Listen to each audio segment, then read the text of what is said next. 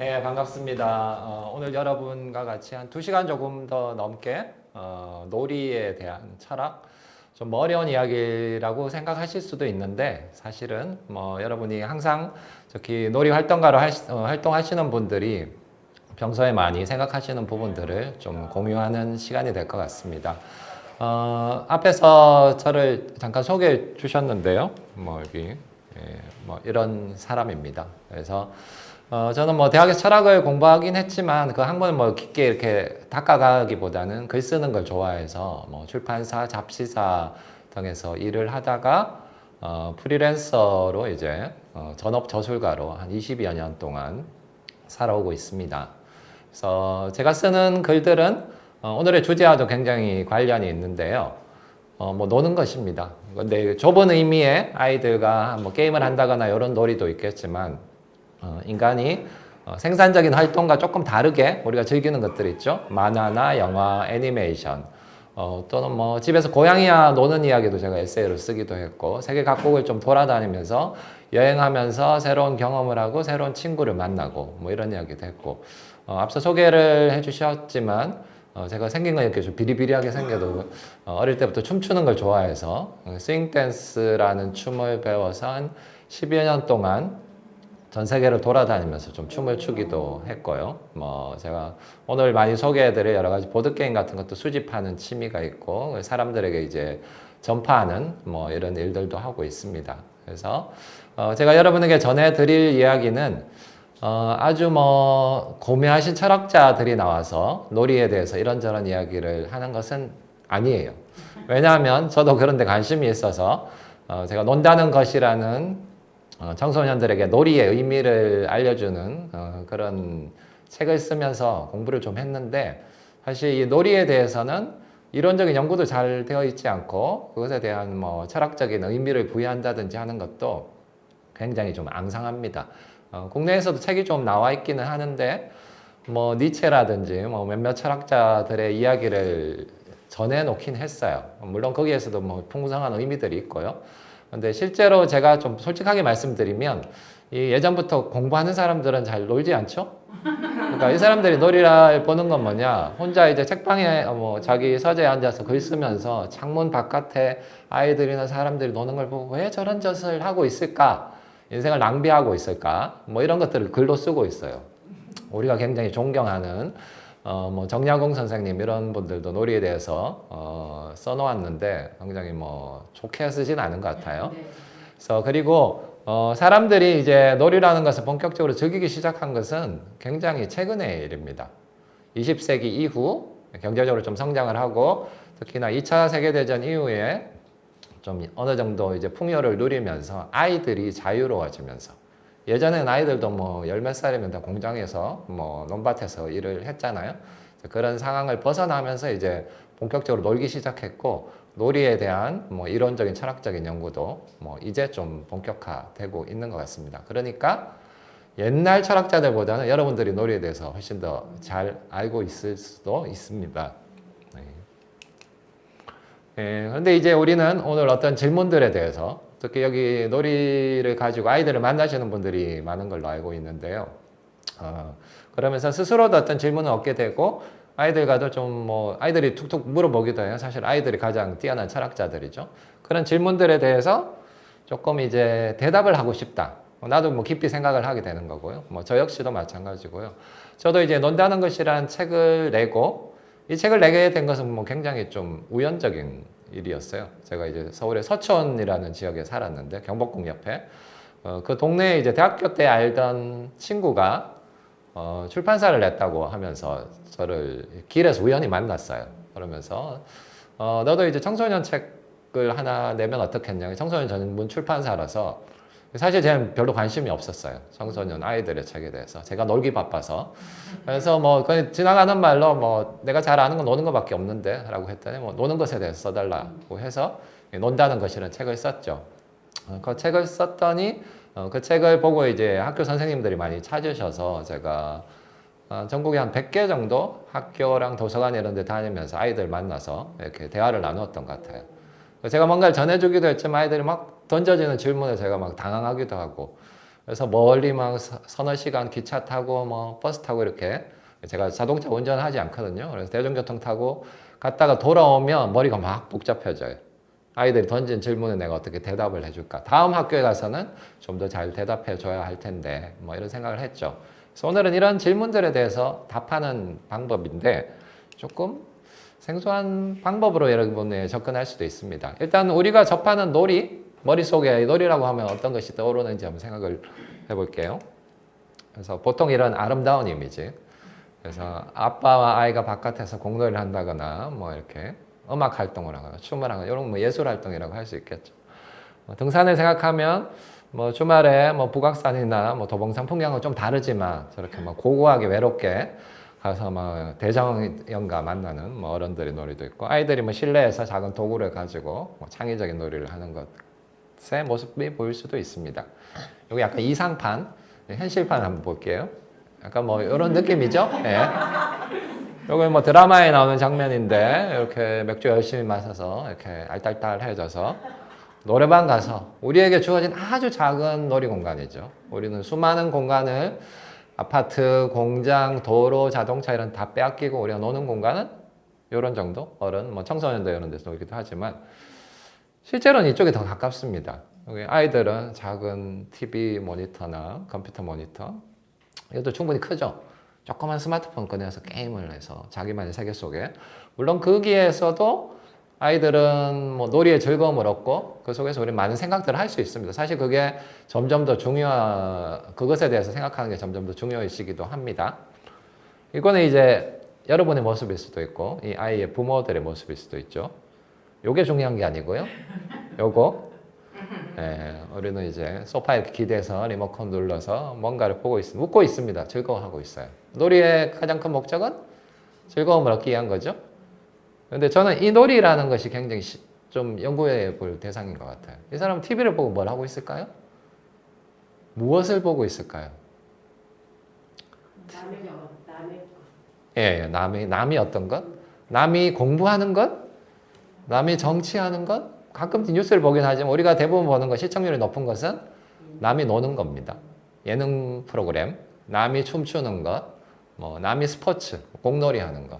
그래서 우리의 특히 현대인의 일상은 열심히 일을 하고, 오늘 이제 월요일 아침이죠. 인간이 가장 일하기 힘들어하는 월요일 아침부터 금요일 저녁, 뭐 심하게는 뭐 주말까지 일을 하다가 짬을 내서 피곤하니까 이렇게 잠깐 모니터 속에서 놀거나 남이 노는 걸 구경하면서 노는 척 합니다.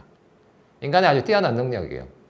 남이 뭔가를 하는 걸 가지고 감정이입을 해서 즐길 수 있는데 뛰어난 능력이지만 우리가 오히려 거기에 매몰이 되어서 조금 정말 놀 수 있는 것을 가지고 놀고 있지 못하는 것은 아닌가 이런 생각을 합니다. 그래서 놀이에 대해서는 굉장히 많은 이야기를 할 수 있고 다양한 놀이가 있는데 저는 오늘 주제를 좀 축약시키기 위해서 어떤 조금 좁은 세계로 들어가 볼까요? 제가 주목하는 어떤 놀이들이 있는데 놀이예요. 그래서 뭐냐, 오직 즐거움을 위해. 다르게 말하면 생산적이거나 뭔가 생기거나 돈이 생기거나 밥이 생기거나 이런 일은 아니라는 거죠. 어떤 도구를 사용해. 뭐 도구 없이 놀 수도 있습니다. 뭐 체조를 하거나, 제가 춤 좋아하는데 춤은 정말 좋은 게 별 도구 없어도 굉장히 싸게 즐길 수는 있어요. 물론 음악을 듣는 방법은 필요하지만요. 사람이 만나서 노는 커뮤니티의 놀이. 사람이 만나지 않으면 어떻게 노나요? 혼자서 벽에 낙서를 하거나, 아니면 사람이 만나는데 온라인 랜선으로 와이파이를 통해서 요즘 그렇게 많이 만나죠. 온라인 게임을 하더라도 친구끼리 PC방에 모여서 게임하는 거 어른들이 좀 안 좋아할 수도 있는데, 그보다 더 안 좋은 거는 PC방도 못 가고 또래 친구들이 아니라 낯선 누군가와 게임을 합니다. 그러다가 자기 마음에 안 들면 댓글 약간 뭐 메시지로 안 좋은 말을 하다가 그냥 뚝 끊고 나오고 놀이를 해서 굉장히 안 좋은 거죠. 근데 우리는 사람과 만나서는 그런 행동을 할 수 없고 보다 다른 어떤 놀이를 하고 있습니다. 그것을 저는 어떤 뭐 놀이의 진수, 인간 정신의 엑기스, 어떤 뭐 철학이나 고매하신 뭐 소설, 영화 이런 것들보다도 우리가 삶에서 깨달아야 할 것들을 가장 잘 농축시켜서 보여주는 것은 아닌가, 그런 생각도 좀 하고 있어요. 그래서 그런 이야기를 이제 쭉 약간은 역사적으로 풀어드리고자 합니다. 그래서 놀이에 대한 철학이라는 그런 거예요. 어떤 거냐면 근본적인 물음을 넣는 거죠. 이제 근본적인 물음에 답을 할 수 있는 데는 뭐 다양한 방법이 있는데 약간 쉬운 방법은 처음에 그것은 어떻게 태어났을까? 사람이 이제 놀기 시작했다면 언제부터 놀았을까? 동물들은 놀까요? 물론 동물들도 놀고 있습니다. 그래서 특히 수달이나 개나 뭐 고양이, 제가 집에 고양이를 만 20여 년 동안 키워왔는데요. 굉장히 잘 놀죠. 사실 노는 것밖에 하는 게 없는 것 같은데요. 인간과 살면. 그런데 그럼 인간은 어떻게 놀았을까? 뭐 이렇게 원시 시대 모습이 이렇게 있습니다. 그래서 사냥을 하면서 뭐 이건 생산 활동이죠. 이런 것을 할 수도 있고 보통 노는 것은 모든 일을 하지 않고 끝나고 집에 돌아왔을 때. 근데 다르게 보면 우리가 놀이라는 것은 일이 끝나고 집에 와서 논다기보다는 원시시대는 너무 많은 일을 해야 했어요. 우리 생산력이 낮았기 때문에 어떻게 보면 절대로 일을 할 수 없는 시간이 있어요. 한밤중에 사냥도 못하고 농사도 못하고 아니면 비가 엄청나게 올 때. 오늘 약간 비가 보슬보슬 오는데 이런 정도 날씨는 농사 짓긴 편하죠. 비가 더 막 쏟아지면 사람들이 뭐 비를 피해 가지고 나무 밑에 가서 시간을 보내야 되는데 그때 뭔가를 해야 돼요. 그때 우리는 무엇을 하느냐? 망상을 하기도 하고 생각을 하기도 하지만 놀게 됩니다. 그래서 이런 원시 시대에 사람들이 모여서 무언가를 꼼지락꼼지락 하면서 놀기 시작했어요. 그러면서 어떤 도구를 활용하게 되었습니다. 뭐 쉽게는 제가 뭐 길에서 몇 가지 주워왔어요. 이런 솔방울? 뭐 이런 거 가지고 놀 수도 있겠죠. 저는 뭐 여기 옷을 그래도 입고 있는데 단추를 발명했을지 모르겠지만 단추 같은 거 가지고 놀고. 이런 도구가 있으면 여러분 어떤 놀이를 할까요?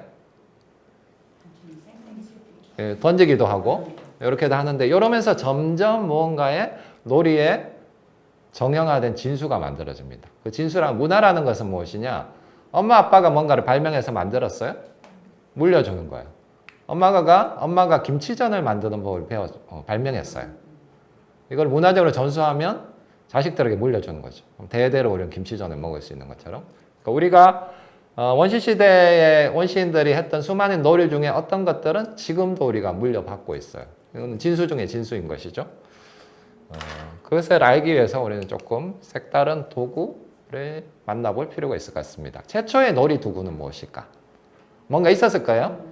사라진 것도 있겠죠? 최초의 놀이 도구 중에 아직도 사람들이 가지고 노는 도구들이 있습니다. 여기 있는 요게 무엇일 것 같은가요? 예, 잘 아시네요. 뼈나 이빨 같이 이렇게 생겼죠? 이거 이제 몽골에서만 인들이 가지고 있는, 지금도 가지고 노는 도구인데, 원시식으로 똑같은 도구를 가지고 놀았습니다. 이것이 뭐냐 하면, 너클본이라고 하는, 예, 영어로 너클, 관절 부위에 있는 뼈라는 겁니다. 그래서 주로 양이나 염소, 인간이 양이나 염소와 한 지금 같이 살아온 게 한 11,000년 뭐 이 정도 된대요. 그때부터 양들을 왜 키우죠? 일단 바로 먹진 않죠. 예, 젖도 짜고 털도 벗기고 이렇게 좀 그러다가 무슨 잔치를 해야 될 일이 있으면 양을 잡죠. 불쌍한 우리 양을. 예. 그래서 양을 잡아서 뜯어 먹는데 먹을 게 없으니까 진짜 다 먹었을 겁니다. 껍질에 살, 뭐 지방, 뭐 뼈를 다 먹고 뼈도 곰탕 끓여 먹고 하면 남는 뼈가 있는 거예요. 그 중에서 원시인들이 이런 거 가지고 논다고 좋아했죠. 이런 거는 뭐냐? 우리가 뭐 솔방울을 딴다든지 뭐 이렇게 체리를 딴다든지 딸기를 딴다든지 인간은 손을 가지고 있죠. 손에서 조그만 물건을 가지고 노는 것을 본능적으로 좋아해요. 던지기도 하고 굴리기도 하고 뭐 이렇게 던져받기도 하고. 그러면 이 너클본은 저거보다는 조금 큰, 뭐 동물에 따라 다르긴 한데 이렇게 생겼는데 이걸 가지고 어떤 놀이를 했을까요? 예, 여기 정답, 여기 방청객 중에 정답이 나왔는데 공기놀이를 했습니다. 그래서 서양에서 너클본즈라고 하면 공깃돌을 너클본즈라고도 합니다. 예, 또 파이브 스톤이라고도 해요. 돌 5개로 한다고 해서. 그래서 저는 뭐 놀이에 대해서 좀 예전에 생각이 없었는데 놀이에 대해서 좀 생각을 하면서 여행을 다니면서 그런 걸 물어봐요. 다른 외국 친구들한테 어릴 때 뭐 하고 놀았니? 뭐 그러면 이런저런 이야기를 하다가 조약돌 가지고 이렇게 놀다 보면 다 따라해요. 다 공기를 해요. 웬만한 나라들은. 우리나라의 전통놀이가 아니라 수많은 인류들이 서로 뭐 예전에 대륙이 다 떨어져 있었는데 그러면서도 공유하고 있었던 놀이가 이제 너클본이라는 놀이인 거죠. 그래서 이렇게 이제 중세 시대 그림인데 위에는 공 같은 거 가지고 있죠. 여기 너클본입니다. 이렇게 생겼습니다. 아니면 요거는 이제 요런 뼈를 약간 가공을 했어요. 납작하게. 왜 가공을 했을까요? 동글동글하면 더 공기놀이를 하긴 좋을 텐데 가공을 하면 앞면 뒷면이 생깁니다.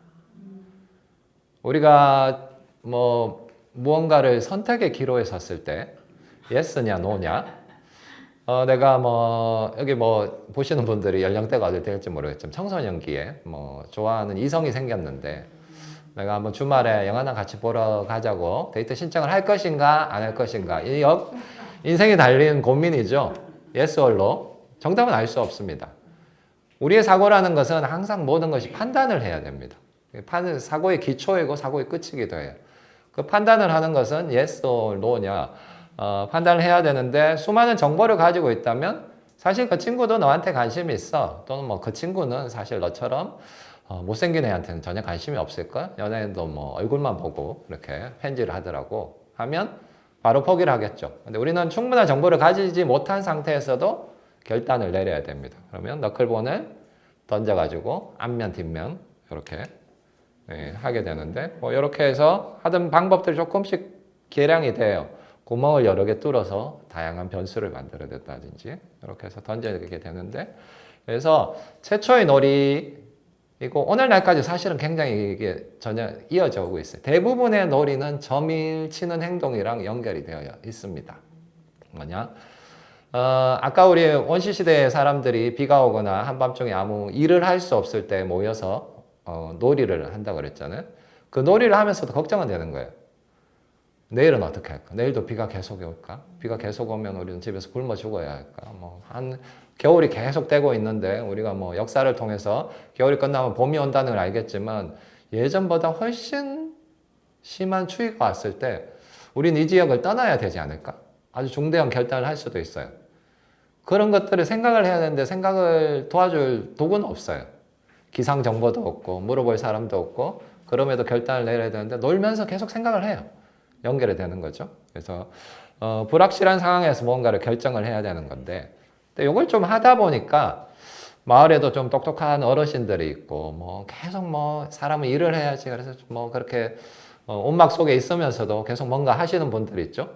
그 사람들이 볼 때는 얘들이 이렇게 하는 게 마땅치 않은 거죠. 그래서 어떤 의미에서 놀이라는 것은 놀고는 있는데 이게 그냥 노는 게 아니다라는 것을 조금 만들어 줄 필요가 있습니다.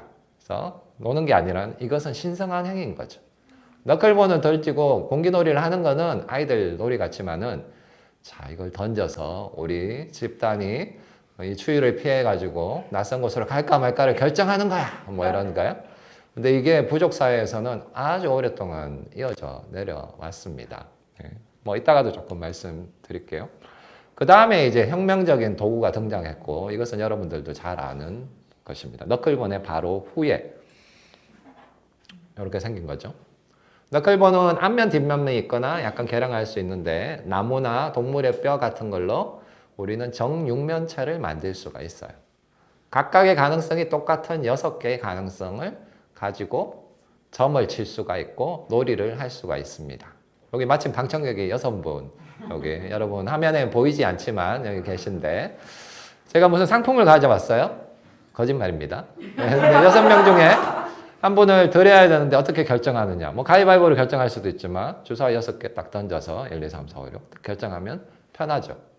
놀이에도 편하고 뭐 우리가 점을 치는데도 편합니다. 그래서 이렇게 굉장히 많은 도구, 뭐 재질로 다양하게 이렇게 정육면체 스타일의 뭐 이 주사위를 만들어서 놀아왔습니다. 그래서 우리가 이제 옛말에 주사위는 던져졌다. 로마 시대의 이야기를 나오는데 왜냐면 주사위를 던지는 것은 내가 결정하는 게 아닙니다. 내가 6명이 계시는데 그분 중에 어떤 분을 드리기 위해서 주사위를 딱 던져서 3이 나오도록 한다면 나는 어떤 사람인가요? 초능력자, 타짜. 예, 실제로 할 수 있으면 여기 아니고 뭐 전 세계 카지노로 돌아다니면서 무슨 일을 할 수 있을 수도 있죠. 실제로 주사위를 그렇게 조작하기도 합니다. 근데 우리가 주사위라는 것이 가진 상징은 뭐냐? 그냥 아이들 놀이 같지만은 이것은 인간이 결정할 수 없는 어떤 상황에서 신의 의지에 의해서 결정이 되고 그 결정을 따르는 것은 신의 의지를 따르는 거예요. 우리가 이제 고대 로마나 그리스 신화를 보면 항상 신탁에 가서 뭔가 물어봅니다. 그게 무슨 의미가 있어요? 저는 뭐 종교를 믿지 않기 때문에 그런 생각을 하는데 그 사람들한테 큰 의미가 있겠죠. 물어보는 행위는 내가 아니라 다른 어떤 저 위에 있는 모든 것을 내려다보는 어떤 분이 결정해 주신 바를 따르고자 하는 것입니다. 요즘 이제 사회에서 결정장애 이야기를 많이 합니다. 내가 뭘 해야 될지 모른다. 특히 요즘 청소년들, 저도 이제 학교에서 만나서 물어보거나, 뭐 진로에 대해서 조금 뭐 상담을 하거나 이야기를 하다 보면 뭔가를 결정을 잘 못해요. 이거다 저거다. 근데 그런 과정들을 계속 겪어가고 진행을 할 수 있습니다. 왜냐하면은 요즘은 이제 핵가족의 아이가 적기 때문에 부모님이 코칭을 많이 하죠. 딱 달라붙어서 결정을 해줍니다. 넌 유치원부터 영어를 열심히 할 수 있는 유치원에 가. 초등학교는 어떤 지역으로 가. 어떤 친구를 사귀어. 어떤 학원을 다녀. 다 결정을 해줍니다. 대학교 어떤 과를 갈래요? 뭐 나중에 뭐 직장에 가더라도 어떤 직장을 구하든지. 심지어 이런 일도 있어요. 제 주변에 이제 출판사, 작은 출판사를 하시는 분이 있는데 젊은 직원이 지각을 했거나 이러면은 자기가 전화를 해가지고 알려야 되는데 전화를 안 한대요. 두려운 거죠. 자기가 잘못한 것에 대해서. 그래서 걱정이 되는 거죠, 오히려. 뭐 교통사고가 났나, 많이 아픈가. 점심시간 좀 직전이 되면 그분의 아버님이 전화를 해서 우리 애가 뭐 몸이 안 좋아서 직장에 못 나갔는데 너무 야단치지 마세요. 네. 뭐 좀 이상한 일인가요? 이런 일이 많이 있대요. 어떻게 보면 이런 일이 벌어지는 것은 우리가 수많은 결정을 하고 거기서 책임지지 어떤 경험이 없기 때문이에요. 사회적으로. 실제로 놀이를 하거나 게임을 하면 이따가도 말씀드리겠지만 자기가 결정을 해야 될 순간들이 많이 생깁니다. 그래서 이런 걸 이제 의탁하는 거죠. 주사위라는 것은. 또 하나는 이제 현대의 문명에서도 이런 걸 볼 수 있습니다. 수많은 사람들에게 공평한 기회를 주어야 되는데 여러분 사는 지역에 뭐 아주 염가에 임대주택이 들어와서 뭐 한 달에 10만 원 정도면 평생 할 수 있다. 모든 건 막 청약을 하고 막 이렇게 하겠죠. 어떻게 결정해야 될까요? 공평해야 됩니다. 어떻게 하면 공평할 수 있을까요? 또는 이 사람들 중에 그 집이 가장 필요한 사람에게 줄 수도 있겠죠. 그걸 어떻게 결정할까요? 인간은 그런 것을 다 결정할 수 없어요. 그런 것을 결정하기 위해서 수많은 과학적인 도구를 사용해서 우리는 섬세하게 따지지만 결국에는 결정하지 못하고 그 결정에 다른 채택되지 못한 사람들은 불만을 가지게 됩니다. 그걸 극복하는 방법은 뺑뺑이 돌리는 거예요. 신의 의지, 자연의 의지, 모두가 아무도 개입하지 않았지만 확률적으로 공평한 상황에서 나오는 것에 의지를 하게 됩니다. 사실 우리 문명 자체의 상당 부분이 이렇게 이루어지고 있어요. 어떤 문명 자체가 놀고 있는 거죠. 예. 그런 원리들을 우리는 이제 놀이들을 통해서 조금씩 알 수 있고, 아이들하고 이제 저도 뭐 다양한 게임들, 조카들이나 또는 뭐 학교에 가서 이제 워크숍 같은 걸 하면서 하는데 이런 이야기를 하면 굉장히 재밌어요. 평소에 책에서 느꼈던 어떤 질문들보다도 스스로도 이제 게임을 하다 보면 느끼는 질문이거든요. 그래서 이런 이야기들도 여러분들도 함께 조금씩 나눠주시면 좋을 것 같습니다. 그 다음에 이제 좀 본격적인 놀이, 게임, 뭐 우리가 흔히 이제 보드게임이라고 하는데 그 말을 한국에서는 보드게임이랑 굉장히 좀 좁은 축, 뭐 학교나 뭐 가족들이 좀 모여서 하면 약간 조그만 게임들, 도구로 생각을 하는데 실제로는 좀 더 넓은 의미로 우리가 도구를 사용하는 게임의 핵심 축이라고 저는 생각을 합니다. 그 속에서 아이들과 또 어른도 마찬가지고 게임을 하면서 굉장히 많은 특히 뭐 철학적 사고를 할 수밖에 없습니다. 자, 여기 들으시는 분들이 연령대가 어떤지 모르겠지만 이 게임이 이제 초등학교 아니고 국민학교 시절에 하셨던 기억이 나실지 모르겠는데 뱀주사위 놀이라고 해서 여기 똘똘하게 생긴 남자아이, 여자아이가 이렇게 성장을 해가는 이야기입니다.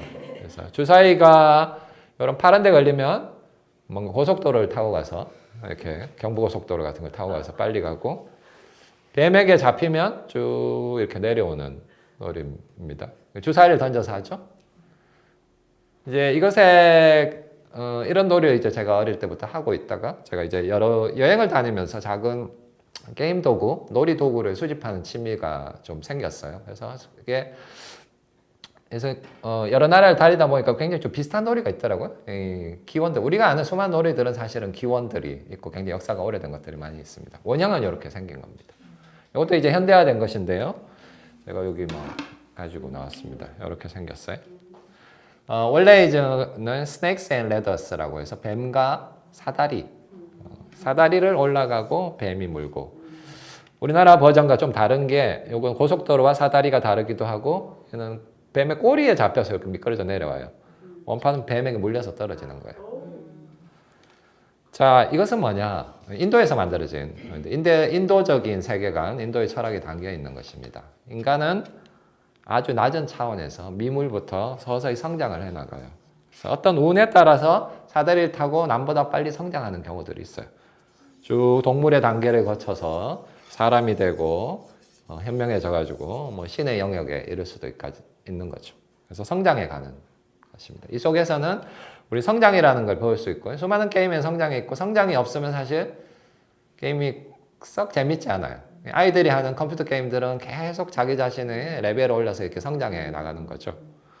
여기서 이제 뱀과 사다리 놀이에서 우리가 실력으로서 개입할 수 있는 부분이 있나요? 거의 없죠. 좀 이상하죠? 그냥 이제 주사위를 던져서 계속 이렇게 가는 거죠. 여러분의 삶은 어떤가요? 이 속에서 솔직히 살아오면서 내가 이 큰 틀 속에서 무언가를 바뀌어 나가는 결정을 해본 경험이 있을까요? 사실 굉장히 없을 수도 있어요. 거대한 차원에서 보자면 인간은 다 비슷하죠. 저도 뭐 학교에 청소년들 만나면 그런 이야기를 해요. 아이들이 약간 졸고 있으면 여러분들에게 무시무시한 이야기를 해드릴게요. 그러면서 여러분의 옆에 있는 친구의 얼굴을 봐주세요. 되게 싫어해요. 남학생들이 서로 많이 봐주세요. 더 무서운 말을 해줄게요. 옆에 있는 친구가 이 세상에 당신과 가장 닮은 사람입니다. 맞는 말이잖아요? 비슷한 시기에 태어나서 비슷한 고장을 지나가지고 비슷한 학교에서 같은 시간에 이렇게 비리비리하게 생긴 사람의 강의를 듣고 있는 비슷한 경험들. 인간의 인생의 큰 차원은 이런 식일 수도 있는 거죠. 그럼에도 불구하고 우리는 이것을 거쳐 나가는 어떤 순례의 과정이기도 하고 이런 것들을 조금 배울 수가 있습니다. 이런 비슷한 놀이가 이제 우리 조선 시대엔 승경도 놀이라고 해서 뭐 놀이 활동하시면서 하셨을 수도 있는데 거기 보면 이제 관직들이 이렇게 쭉 따라가서 올라가게 되겠죠. 실제로는 그 관직을 올라가지는 못하지만 하죠. 뭐 약간의 지식의 축적. 다르게 보면 뭐냐 무서운 이야기일 수도 있어요. 너희들은 그 성경도의 관직을 따라 올라갈 수 없지만 네 위에 누가 있고 네 밑에 누가 있는지를 항상 판단해. 무서운 이야기예요. 인생에 100개의 칸이 있는데 100개의 칸이 100개의 계급으로 나뉘어져 있는 거죠. 그래서 뭐 아이들에게 이런 이야기를 하면 어떨지 모르겠지만 하여튼 이 놀이에는 어떤 이런 것들이 담겨 있습니다. 그래서 우리는 이런 게임을 계속 반복하게 됩니다. 그래서 게임은 저는 뭐 기본적으로 인생의 축약판이라고 생각이 들어요. 그래서 게임을 한 번 하는 것은 인생을 한 번 하는 것을 대리 체험하는 것입니다. 우리가 인생은 몇 번 살 수 있나요? 뭐 윤회를 거듭하다 보면 여러분 뭐 도깨비처럼 뭐 이렇게 살 수도 있을지 모르겠지만 제가 알기로는 한 번밖에 살 수가 없습니다. 그래서 실수를 하면 회복하기 힘들어요. 그리고 처음 시작했는데 뒤쳐졌어요. 뭐 이렇게 주사위 게임을 하는데 초반에 친구가 잘 나가서 쭉쭉쭉쭉 올라가고 있으면 내가 따라잡기 힘들어요. 물론 여기는 뭐 사다리라는 게 있고 뱀이라는 게 있어서 역전의 찬스를 주죠. 사실 거기에 재미가 있는 거죠. 그렇지만 그걸 대리할 수 없지만 우리는 게임을 속에서는 자기 스스로 결정하면서 처음부터 끝까지 나가봅니다. 그래서 이번 판은 망했다. 이번 생은 망했어. 뭐 이런 뭐 용어가 있는데 이번 게임은 망했지만 그럼 새로 하면 되잖아요. 게임 거듭하면서 계속 하고 그리고 사실 게임을 여러 번 하다 보면 점점 게임에 익숙해지면서 게임을 좀 잘 다룰 수가 있습니다. 사실 인생이라는 것도 게임으로 축약을 해서 계속 반복하다 보면 우리가 실제 인생에서 겪게 되는 여러 가지 문제들을 해결하는 때도 도움이 될 수 있을 것 같습니다. 차차 한번 살펴보도록 하죠. 그 다음에 이런 주사위를 활용한 게임들이 굉장히 많이 있습니다. 그래서 특히 이제 주사위라는 것은 가장 역사가 오래된 게임 도구이기도 한데 언제쯤 만들어졌을까요? 옛날.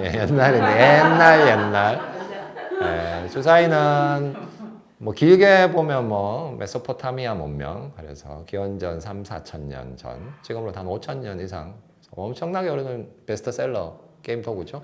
그래서 심지어 당시에 만들어진 게임, 이건 좀 뒤에 만들어진 게임인데 형태는 그런데요, 비슷한 게임이 당시부터 있었어요. 같이 출토가 돼요. 주사위 두 개를 굴려서 안에 있는 말들을 콩콩콩콩에서 벗어나게 하는 게임을 백가몬이라고 하는 게임입니다. 요즘도 많이 합니다. 혹시 로스트라고 하는 뭐 무인도에 표류하는 드라마 보셨는지 모르겠지만 미국 드라마 거기 보면은 사람들이 할 일이 없는 상황에서 약간 머리숱이 없는 아저씨가 아이랑 놀아주면서 백가몬 게임을 합니다. 그래서 자, 이제 백가몬이란 게임은 조금 달라졌어요. 주사위 두 개를 던져서 일단 확률적으로도 좀 다양해졌죠? 하나를 던지는 것보다. 그 다음에 이 안에 있는 말을 어떻게 움직이느냐에 따라서 승패가 또 달라집니다. 주사위라는 운이 좋으면 잘 성장할 수도 있지만 그것만으로는 이길 수 없는 거죠. 운과 기술의 결합. 이게 모든 게임의 요체이고 모든 인생의 요체입니다. 여러분들에게 주어진 대한민국 국민으로 태어났다든지 남자 여자로 태어났다든지 키가 크고 작게 태어났다든지 하는 것은 운이죠. 내가 결정할 수 없어요. 근데 그 속에서 나는 무언가를 노력해서 바꿀 수도 있다는 점, 요걸 이제 게임 속에서도 도입을 하게 된 거죠. 그래서 뭐 로마 시대에도 이런 백가몬 게임을 했고요. 요건 이제 조선 시대 신윤복 풍속합니다. 똑같은 게임을 하고 있어요. 조금 다를지 모르겠지만 조선 시대 이거 쌍육이라고 합니다. 쌍육은 주사위 6, 쌍 더블로 주사위 두 개를 던져서 하는 게임이라고 했던 거죠. 그래서 굉장히 신기하죠. 우리가 당시에 어떻게 뭐 이렇게 문화적으로 이어졌는지 모르겠지만 게임의 도구라는 것은 굉장히 전파가 잘 됩니다. 왜? 우리 전쟁의 도구는 전파하지 않습니다. 군사 기술, 청동기 철기 시대에 서로 다른 부족이 있을 때는 자기가 무기를 만들 수 있는 기술은 교류하지 않습니다. 놀이 기술은 교류합니다. 교류할 수밖에 없어요. 그래서 모여서 놀다 보면 게임 도구를 하나 달라 그러면 계속 줍니다. 걔들이 가져가서 게임만 열심히 하다 보면 우리를 침범하지 못하겠죠. 그래서 어떻게 보면 전 세계 사람들을 평화롭게 하기 위해서는 같이 잘 놀 수 있는 도구를 만들면 될 수 있을 것 같기도 합니다. 그래서 이제 운이라는 것과 기술이라는 것이 결합이 되는 거죠. 우리는 뭐 게임을 통해서 이런 걸 배우게 되고 삶에도 적용을 할 수가 있습니다. 근데 이제 조금 다른 형태의 게임들이 있어요. 바둑도 굉장히 역사가 오래된 게임인데 바둑에는 운이 개입할까요? 거의 개입하지는 않죠. 개입하긴 합니다. 예를 들어서 흑선, 백선, 흑선을 이렇게 결정을 하는 흑을 먼저 두니까 두 사람 중에 누가 흑을 두어야 되는지 정도는 결정을 하게 운에 개입을 하는데 실제로는 기술이 99% 이상이죠. 그래서 바둑이라는 게임은 굉장히 뛰어나고 재밌고 경우의 수가 많은 이런 게임인데 실력 차가 조금만 나더라도 극복하기 힘들어요. 아마추어 8급과 아마추어 10급이 대결하면 10급이 8급을 진짜 이기기 힘들죠. 프로로 가면 더 그렇고요. 그래서 바둑이라는 것은 기술이 굉장히 많이 개입된 게임이고 이런 형태가 있고요. 그 다음에 우리가 잘 알고 있는 윷놀이라는 게 있습니다. 윷놀이는 운이 많이 따를까요? 기술이 많이 따를까요? 여러분 많이 해보셨을 거 아니에요? 대부분 운이죠. 말을 어떻게 쓰고 막 그렇게 싸우지만 사실 그것은 토론을 빙자한 가족들의 대화죠. 예, 그래서 뭐 팀워크를 해서 으쌰으쌰는 하지만은 사실 근데 윷놀이는 백가만하고 비슷한 구조를 가지고 있습니다. 윷은 앞면, 뒷면 이렇게 있죠. 너클본처럼 공이 4개가 되기 때문에 경우의 수가 좀 많아지게 되고 운에 의해서 결정이 되고 말을 움직여서 약간의 기술이 들어가는 이런 형태입니다. 그래서 게임에 따라서는 운이 많이 들어가는 게임이 있고 기술이 많이 들어가는 게임이 있습니다. 근데 사실 이건 여러분이 놀이 활동을 할 때 이런 점을 고려하시면 잘 활용을 하실 수가 있어요. 기술이 중요한 게임은 조금 약간 고급 수준의 어른들이 이렇게 게임을 해야 되는 거고, 아이들이나 연령차가 많이 나거나 어른과 아이가 게임을 해야 되면 운이 많은 게임을 하면 좋습니다. 왜? 아이가 좀 게임을 잘 모르더라도 운이 떨어지더라도, 또는 뭐 애가 너무 열심히 게임을 하는데 엄마가 가끔 한 판 이렇게 끼어들어서 해줄 때에도 운이 많이 개입하면 누구든지 이길 수가 있기 때문이죠. 아까 주사위를 던지기를 하면 6명 중에 한 번은, 6번 중에 한 번은 확률적으로 이기게 되는 거죠.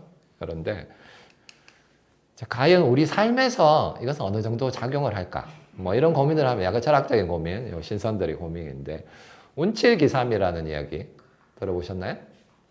네, 인생을 두고 운이 뭐 7이고 기술이 3이다. 또는 게임을 두고도 이야기를 합니다. 그래서 바둑을 이야기하자면 운 0.1, 기 99.9 뭐 이렇게 할 수 있겠죠. 윷놀이 같은 뱅가 주사위 같은 경우는 운이 훨씬 더 많이 작용을 할 거고요. 운칠기삼이라는 게 나온 것은 이제 중국 고사에 어떤 선비가 평생 열심히 관직에 오르기 위해서 공부를 했대요. 과거에 오르기 위해서. 요즘 뭐 취업 준비생들이 많이 있는데 열심히 공부를 하는, 공시를 보기 위해서 공부를 하는데 계속 낙방을 하는 거죠. 그래서 이제 이번 인생은 도저히 안 되겠다 해서 끝을 내려고 하는데 너무 억울한 거죠. 그래서 옥황상제한테 가서 따진 거예요. 왜 나한테 이렇게 인생이 불공평하게 주어지느냐? 나만 그런 거 아니냐? 그래서 옥황상제가 이걸 가지고 게임을 합니다. 어떻게? 정의의 신과 운의 신을 오라고 한 다음에 술 마시기 게임을 합니다. 좀 이상하죠? 예, 술 마시기 게임을 해서 정의의 신이 술을 더 많이 마셔서 이기면 원래 정의가 실현이 돼야 되는데 네가 억울한 거다. 운의 신이 술을 더 많이 마셔서 이기면 원래 그런 거니까 납득해. 뭐 이렇게 조금 책임감이 없어 보이는데, 그래서 술 마시기 내기를 했는데 운의 신이 7잔, 정의의 신이 3잔을 마셔서 인생은 운칠기삼이다. 이렇게 이런 원리를 조금 이제 적용할 수 있는 거죠. 그래서 아이들과 이제 게임을 하다 보면 뭐 실내 놀이도 마찬가지고 실내 놀이도 마찬가지고 하다 보면은 되게 억울한 아이가 많이 있어요. 나는 왜 하면 하는 대로 안 돼? 억울해. 나는 왜 다리가 짧아서 달리기를 못해?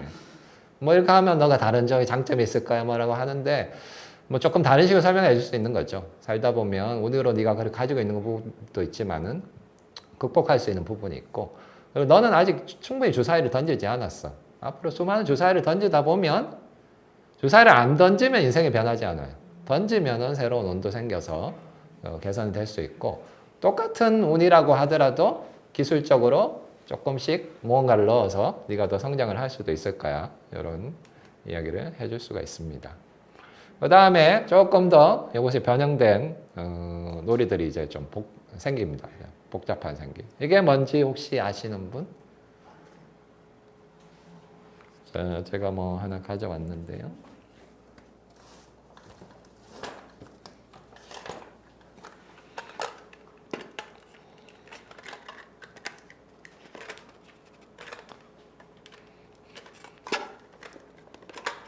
네, 제가 열고 있습니다.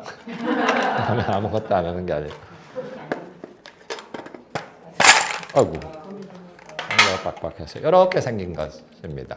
여기에 이제 여기 대장금에 나오는 한 장면이요. 궁녀들이 모여서 이렇게 짤그락짤그락 게임을 하는데 이제 한자 문화권에서는 이것을 골패라고 합니다. 골, 뼈로 만든 패인 것이죠. 이제 골패 놀이를 이렇게 하고, 골패 놀이를 이렇게 모여서 게임을 하고, 게임을 하기도 하고 점을 치기도 합니다. 3개 이렇게 뽑아가지고 운을 맞춰서 우리가 주역에 나오는 그 산통을 흔들어 가지고 뭐 이렇게 괴를 뽑듯이 비슷하게 하는 게 굉장히 최근까지 했었어요. 한 6, 70년대. 지금도 이제 제가 자료를 찾아보면 김해 지역이나 이런데 어르신들이 하고 있는 것도 있습니다. 근데 제가 이런 거를 모를 때 저는 이걸 먼저 봤어요. 서양에 가서. 서양에서는 이 골패를 뭐라고 부를까요? 여러분이 더 잘 아는, 네, 너무 빨리 답을 말하시면 안 돼요. 여러분 뭐 농담이지만 강의를 할 때 오답이 한 2개 나오고 정답이 나오면 좋습니다. 오이정일 이렇게 하면 흐름. 네? 그래 강사가 좀 잘난 척을 할 수도 있고 친구들이 고민을 하잖아요. 네, 너무 빨리 답을 해주시면 본인은 똑똑하신 분인데 조금 참아주시면, 네, 농담입니다. 그래서 도미노라고 합니다. 여러분 이제 길거리 다니다 보면 피자 가게 중에 여기 이렇게 눈금이 있는데 그 도미노입니다. 그래서 우리가 도미노라고 하면 패를 이렇게 늘어놓고 쭉 넘기는 게임 놀이라고 할까요? 뭐 이런 것을 주로 생각을 하는데 원래의 목적은 이렇게 패에 눈금이 있어서 이렇게 맞춰서 이끼리 이렇게 맞춰서 게임을 하는 도구입니다. 그래서 이런 도미노 도구의 특징은 뭐냐? 제가 무슨 패를 가지고 있을까요? 예? 투시에서 보지 않으면 모르죠. 이쪽은 보입니다. 여러분에겐 보이지 않고 나에겐 보여요. 뭐가? 나의 생각, 내가 가지고 있는 자산, 나의 능력, 내가 누구를 좋아한다든지 누구를 싫어한다든지 마음이 보이는 거지. 이제 심리가 들어가는 겁니다. 이런 비슷한 게임들이 많이 있죠. 여러분들이 명절에 또는 뭐야 주로 하시는 게임 뭐죠? 예, 하트 똑같죠? 뒷면은 없고 안 보이고 앞면은 보이고 트럼프 카드 똑같고 그래서 수많은 게임들이 이런 형태를 많이 이루고 있습니다. 그래서 우리는 이제 게임을 가지고 심리를 다룰 수가 있습니다. 남에게는 보이지 않지만 나에게만 보이는 또는 반대로 나는 다른 사람을 몰라요. 그렇잖아요. 그냥 뭐 30년, 40년 같이 사는 가족도 서로의 마음을 모르고 그래서 우리는 이제 게임을 통해서 상대방의 가진 감정을 이렇게 추측하게 됩니다. 이런 비슷한 게임들이 있습니다. 그리고 이제 쿠바나 플로리다에서는 사람들이 이렇게 모여서 길거리에서 도미노 게임을 이렇게 많이 해요. 보드게임 좋아하시는 분 해보셨겠지만 이제 루미큐브라고 하는 게임은 이스라엘 유대인적인 문화가 담겨있는 게임이죠. 이거 이제 터키 사람들이 루미큐브 비슷한 게임을 하고 있는 오케이라고 하는 게임이고 사실 우리 민족을 제외하고 사실 이런 형태의 게임이 있습니다. 마작 비슷한 게임인데 중화권, 중국, 일본은 마작을 하는데 우리는 마작을 별로 하지 않죠. 그래서 비슷한 게임입니다.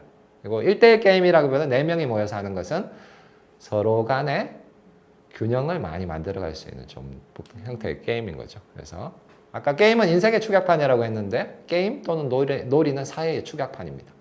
물론 실내의 놀이만 그런 건 아니에요. 바깥에서 아이들 풀어놓고 이런 거 저런 거 하라고 하면 누가 리딩 하죠. 또는 서로 패를 나누기도 하고 이런저런 게임을 합니다. 근데 그거를 축약시켜서 실내에서 하면 카드 게임으로 서로 간의 심리를 좀 더 정교하게 들여다보고 하는 게임을 할 수 있어요. 그래서 약간 아이들하고 이런 게임을 하다 보면 되게 성급한 아이들이 있어요. 빨리 네 거 뭐야? 막 이렇게 보고 싶어서 안달하는 이런 아이들 있죠. 제가 넘어가 버렸네요. 그런데 그러면서 서서히 배워나가는 거죠. 타인의 마음이나 자산, 능력을 정확하게 알 수가 없다. 실제로 자기 자신도 잘 모르죠. 이제 우리는 그걸 유추하고 어떻게 하면서 서서히 상대방과 가까워지고 친구가 되면 서로의 패를 들여다볼 수도 있는 거죠. 게임을 해서 이렇게 팀전을 한다거나. 그 다음에 이건 좀 독특한 요소입니다. 비윤리적인 게 들어가요. 우리가 일반적으로는 사람은 거짓말을 하면 안 된다. 솔직해야 된다. 라고 하는데 게임에서는 무조건 거짓말을 해야 돼요. 굉장히 큰 딜레마예요. 저는 국민학교 시절에 산 옛날 사람인데요. 한 4학년 정도까지는 거짓말을 못했어요. 하면 안 되는 줄 알았어. 되게 아닌가요? 너무 언제 거짓말 배우셨어요? 저는 거짓말을 제가 배운 순간이 기억이 나요. 거짓말을 하기 시작했더니 너무 좋은 거야. 제가 그때 이제 시골에 읍에서 이제 학교를 다니는 4학년 2학기 때 도시로 억양에 들어가는 대구로 전학을 갔어요. 그러면서 이제 뭐 부모님과 떨어져 살다 보니까 뭔가 마음속에 문제들이 많이 생기는데 그걸 다 이야기를 못 하겠더라고요. 안 하면 돼. 그리고 엄마가 뭐 물어보면 뭐 거짓말을 하면 돼. 왜 집에 빨리 안 왔냐? 그러면 친구들하고 오락실 갔다 왔는데 오락실 갔다 왔다 그러면 화를 내실 것 같아요. 거짓말을 하기 시작하는 아이가 된 거죠. 그때부터 훨씬 많이 하기 시작했어요. 그래서 근데 실제 세계에서는 거짓말을 하면 안 되는데 게임의 세계에서는 거짓말을 해야 돼요. 이게 뭐 윤리적인 딜레마에 굉장히 빠질 수가 있어요. 왜 해야 될까요? 이기려고. 네, 그리고 게임이 돌아가기 위해서. 네, 윤리적으로 설명을 하면 그렇죠. 정확히 말하면 뭐 게임이 그렇게 돼 있는 거고 삶이 그렇게 돼 있는 거예요. 삶 속에서는 내가 거짓말을 하면 안 되는 상황의 윤리를 이야기를 하지만 실제로 난 거짓말을 할 수밖에 없다. 이거는 제가 이렇게 이야기를 하지만 해결해 줄 수 없는 딜레마예요. 근데 고민을 만들어가는 거죠. 저는 이제 청소년들이나 뭐 어른들을 위해서도 인문학 강의를 하는데 인문학이 사실 뭐 뜬구름 잡는 이야기죠. 저는 이제 인문학 중에 인문학이라는 철학을 공부를 했는데 인문학이 무엇이냐 아이들이 물어보면 그렇게 이야기를 해요. 마음속에 이런 게 하나 생기는 거예요. 이렇게 보여줘야 되나요? 네. 물음표가 생기는데 아이들이 뭐 모의고사, 수능 수많은 물음표가 나오죠. 거기 나오는 물음표는 인문학일까요? 네, 절대 인문학이 아닙니다. 인문학의 답은 정답이 나오지 않아요. 뭐 단답형이나 사지선다로 나올 수 있는 인문학이 아니고 그냥 지식이죠. 검색하면 다 나오는 거죠. 인문학의 물음표는 정답이 나오지 않는데 계속 궁리하면 궁리할수록 점점 물음표가 커져요. 마음속에 질문을 다룰 수 있는 능력이 생깁니다. 지적인 능력인가 동시에 감정을 다룰 수 있는 능력이에요. 그래서 나에게 거짓말은 무엇인가? 게임을 할 때 거짓말을 한다는 것은 무엇인가? 일상에서 거짓말을 한다는 건 무엇인가? 고민을 좀 하게 되죠. 사실 인생이 끝날 때까지 해결되기 어려운 문제지만 우리는 이걸 다루어야 됩니다. 그래서 게임이라는 게 굉장히 축약되고 단순화된 인간의 사고 과정, 심리들을 담고 있다고 생각이 들어요. 그래서 그런 걸 배울 수 있죠. 이제 약간 현대적인 게임, 뭐 아이들하고 같이 해볼 수 있고 가족들이 할 수 있는 뭐 흔히 보드 게임이라고 하는 것 중에서 좀 소개를 해드릴게요. 마피아 게임 많이 하죠. 제가 이제 88학번이에요. 대학교를 88 꿈나무 학번인데 그때 이제 대학교 MT 가니까 마피아 게임이 대학사에 유행을 하기 시작을 했어요. 잠깐 유행하다가 끝날 것 같았는데 지금도 이어지고 있죠. 굉장한 겁니다. 그때 유행하던 노래 7080이라고 해서 뭐 심야 시간에 나와서 뭐 이렇게 또 뭐 탑골 어쩌게 이야기를 하는데 마피아 게임을 두고 탑골이라고 하지 않아요. 진짜 좋은 게임은 생명력이 진짜 어마어마합니다. 영화, 소설 이런 것에 비해서. 그 안에 삶의 본질을 담고 있다는 거죠. 마피아 게임이라는 것은 원래 소련에서 만들어진 게임입니다. 모스크바 인근의 연구소에서 약간 청소년들 상대의 심리 테스트 상황 이런 걸 알기 위해서 뭐 약간 뭐 실험적으로 만든 거예요. 근데 인기가 있다 보니까 우리 이제 대학생들이 기숙사라든지 뭐 이런 곳에서 게임을 많이 하고 삽시간에 퍼진 거죠. 좀 웃기지 않아요? 당시에는 이제 냉전 시대라서 동서가 서로 이렇게 많이 분리되어 있었던 시절인데 삽시간에 게임이 퍼졌습니다. 마피아 게임의 요체는 뭐냐? 여기에 일정 숫자의 사람들이 있다면 그 중에 소수가, 다수가 아니고 소수가 서로 그 자신의 존재를 그들만이 알고 있는 어둠의 세력들이에요. 마피아라는 갱일 수도 있고 간첩일 수도 있고 우리가 뭐 권위주의 시절에 살았다면 뭐 약간 정부의 어떤 약간 정부의 뭐 기관원 이런 사람들 몰래 들어간 프락치 이런 걸 수도 있죠. 아주 나쁜 사람, 가장 무서운 사람들입니다. 그 사람들이 섞여 있는데 서로가 서로의 정체를 알아내야 돼요. 일반 시민들은 숫자는 많지만 대낮에서 뭐 주도권을 잡을 수도 있지만 이 사람들은 서로의 정보를 모르기 때문에 내가 가장 친한 친구, 나의 옆집 사람이 사실은 무시무시한 적일 수도 있는 거예요. 그 심리를 통해서 결정해야 돼요. 순수하게 말을 통해서 많이 이야기를 하죠. 토크를 해서 합니다. 그래서 여기 이제 마피아 게임이라는 게 뭐 카드 게임으로 만들 수도 있고 뭐 카드 없어도 할 수 있죠. 이거 약간 요걸 좀 강화시킨 게임입니다. 이게 프랑스어권 또 캐나다 친구들도 많이 하던데 이거는 이제 늑대 인간이라는 게임이에요. 그래서 마피아 대신에 늑대 인간이 들어가고 여러 가지 직업군들이 싹싹 들어가 가지고 저 게임을 좀 활성화한. 그래서 뭐 천리안처럼 누구의 카드를 들여다볼 수 있다든지 의사처럼 누굴 치료할 수 있다든지 원래 마피아 게임엔 없었던 요소예요. 요즘은 하죠. 요즘 아이들이 하는 때는 그러고 하던데 그래서 이런 걸 활용하면서 우리는 상대방의 심리를 좀 볼 수 있습니다. 그래서 다른 게임이 뭐 운이 중요하다면 뭐 주사위 굴련 여기는 마피아를 뽑는 뭐 운은 있지만은 그것보다는 대화를 하면서 상대를 알아볼 수 있는 거죠. 그래서 원래 이 게임이 만들어진 목적은 정보를 독점한 소수와 선량한 다수가 있을 때 그 사이는 어떻게 될 것인가? 이 소수를 제거할 수 있을까? 아니면 선량한 다수들을 계속 제거하다 보면 사이가 붕괴가 되겠죠. 그래서 뭐 그런 고민들을 할 수 있겠죠. 그래서 아까 거짓말이라는 고민을 이야기했는데 마피아 게임을 하다 보면 정말 거짓말이라는 고민을 하게 돼요.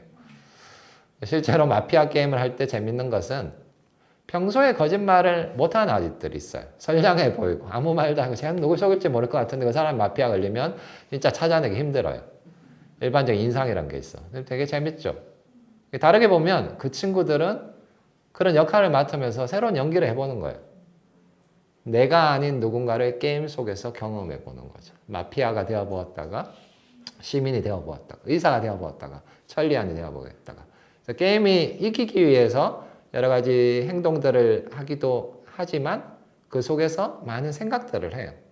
그래서 제가 이런 보드게임을 많이 소개하는 이유 중에 하나는 뭐 바깥의 신체 놀이를 하면서 뭐 좌측기를 하거나 숨바꼭질을 하거나 뭐 이걸 뭐라 그러죠?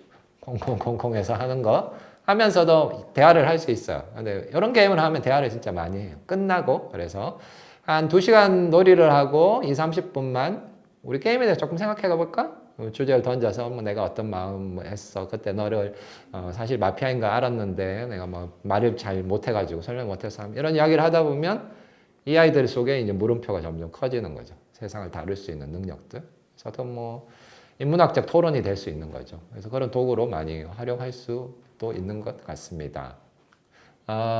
여러분들이 한 50분 정도 제 이야기를 이제 들으셨는데 잠깐 쉬는 시간을 가지고 그 시간 동안 여러분들이 질문을 많이 보내주시면 좋겠습니다. 그러면 5분 정도 쉰다고 합니다. 5분 정도 쉬게 될 테니까 그때 질문 주시고요. 그 다음 부분에 제가 그 질문에 답도 해드리고 새로운 이야기도 계속 전해드리도록 하겠습니다.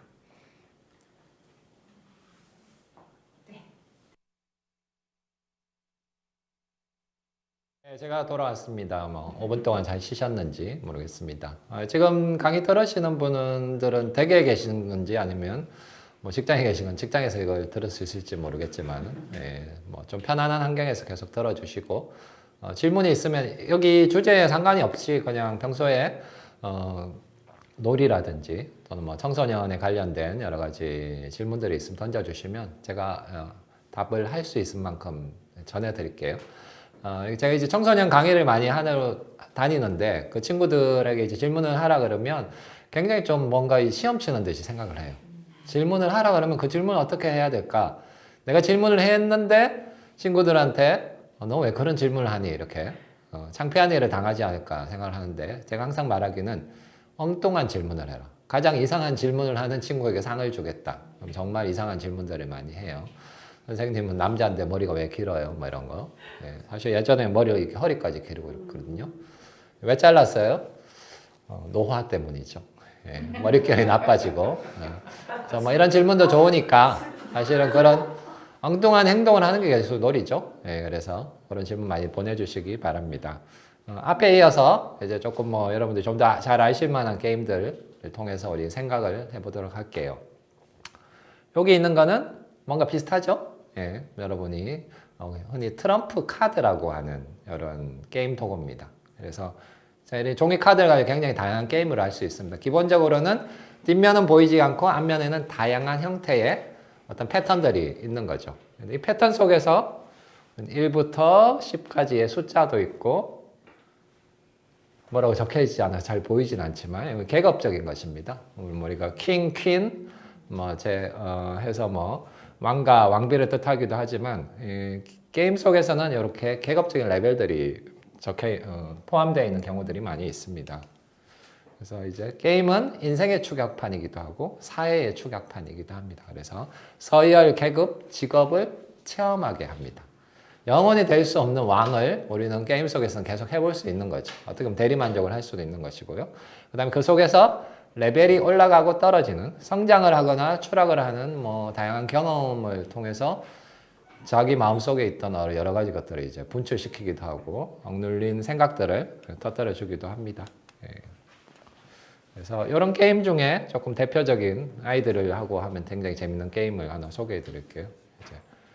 위대한 달무티라고 하는 게임인데 그냥 트럼프 카드 원리를 알면 그냥 집에 있는 트럼프 카드를 가지고 해도 됩니다. 그래서 여기는 이제 아이들이 약간 역할 연기를 하기 위해서 연극적으로 이렇게 치장을 했죠. 별거 아닌 것 같지만 이 달무티라는 게임은 재미있는 게 기본적으로 카드 게임을 합니다. 뭐 여러 명이 카드 게임을 하는데 각 판이 끝날 때마다 서열이 정해져요. 그래서 어떻게 보면 최고 서열이 가진 사람은 다인 게임을 할 때 좀 유리한 자리에 서서 계속 왕을 할 수도 있습니다. 항상 그런 건 아니지만 이게 뭐냐 하면 우리 인생이 그렇잖아요. 우리 아버지가 왕이면 내가 아무리 비리비리해도 최소한 왕자는 되죠. 예? 왕까지 못할지 모르겠지만 형이 많아서 그럴 수도 있지만 그래서 어떤 것을 우리가 이렇게 물려받은 대대로 한 게임이 하나의 인생이라면 물려받는 상황인데 그 속에서 변화를 겪기도 합니다. 이 달모티라는 게임은 뭐냐 게임 자체의 흥미도 뭐 적지는 않습니다만은 역할 연기를 해야 돼요. 그래서 게임을 잘하는 사람은 왕이 되면 거만해져야 됩니다. 거들먹거리면서 내가 왕이야 뭐 평소에 되니까 집안에 제일 꼬마 있죠? 맨날 야단 맞고 심부름하고 형한테 하는데 걔가 왕이 되면 걔를 왕처럼 만들어줘야 돼요. 걔가 거들먹거리고 반대로 내가 한 왕이다가 이렇게 대역전이 일어날 수 있거든요. 제일 밑에 서열이 되면 갑자기 굽신굽신하면서 종처럼 노예처럼 연기를 해줘야 됩니다. 특히 어떤 사람이 해야 되냐? 평소에 자기가 커뮤니티 속에서 어쩌다 보니까 나이가 많거나 또는 뭐 이렇게 뭐 서열상 그렇다기보다는 위에 있던 사람들 밑에 내려가게 되면 그 역할을 해주면 되게 좋아요.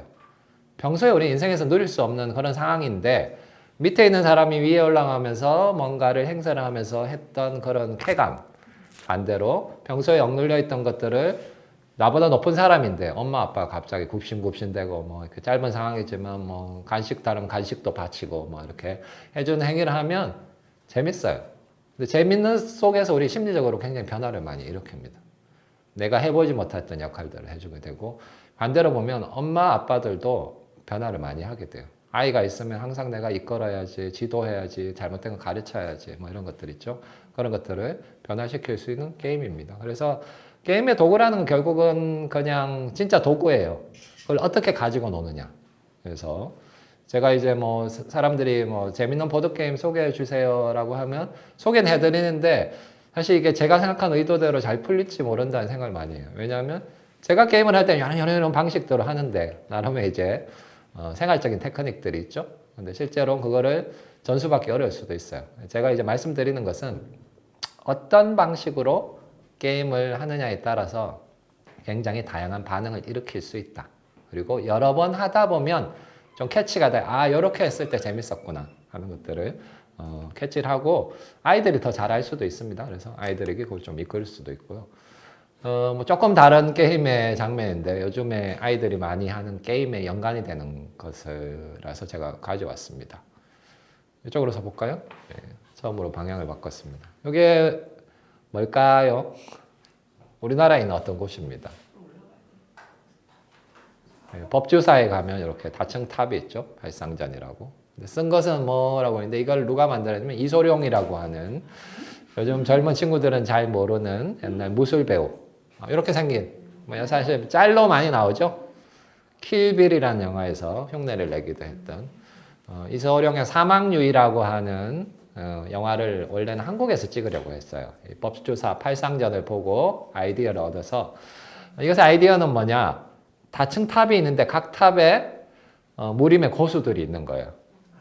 올라갈수록 점점 더 뛰어난 고수가 있는 겁니다. 밑에서 저걸 처치하면 다음 칸으로 가요. 다음 칸으로 가요.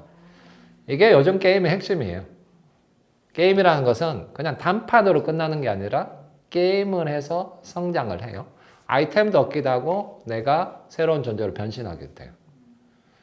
실제 삶에서 그럴 수도 있죠. 뭐 초등학교, 중학교, 고등학교. 근데 아이들은 그렇게 변화하는데 재미가 없어요. 자기가 그렇게 성장하는지 잘 모르죠. 아이템도 얻고 뭐도 얻고. 사실 그게 있어야 인생을 살맛이 나는데 그래서 그거를 이제 대리 충족하는 것이 영화라든지 게임이라든지 뭐 이런 다양한 놀이들이죠. 그래서 이런 걸 조금 기본적으로 이해하면 아이들이 왜 그런 것들을 좋아하는지 그리고 여러분들이 뭐 여기 보시는 중에 뭐 아이들을 위한 놀이를 만들고 보드 게임이나 또는 뭐 컴퓨터 게임 뭐 다양한 놀이를 만들고 싶어 하시는 분들이 있는데 이런 레벨 시스템을 조금 적극적으로 도입하면 굉장히 재밌게 만들 수 있고 뭔가를 많이 자극을 할 수가 있습니다. 그 다음은 지금까지 했던 놀이와는 전혀 상반된 형태의 놀이에 대해서 말씀을 드리고자 해요. 어떻게 보면 최초에 인간이 원시시대 때 제가 뭐 너클본이나 이런 거 가지고 놀이를 시작했다고 하는데 그 시대부터 시작되었던 다른 경로의 놀이예요. 이야기를 가지고 노는 거예요. 그래서 제가 게임을 하다 보면 어떤 사람은 승패를 가리는 이런 게임 되게 좋아하시는 분들이 있어요. 어떤 분들 그거 싫어해요. 일제로 보면 솔직히 말씀드리면 놀이 활동하시고 이렇게 착하신 분들을 그거 싫어해요.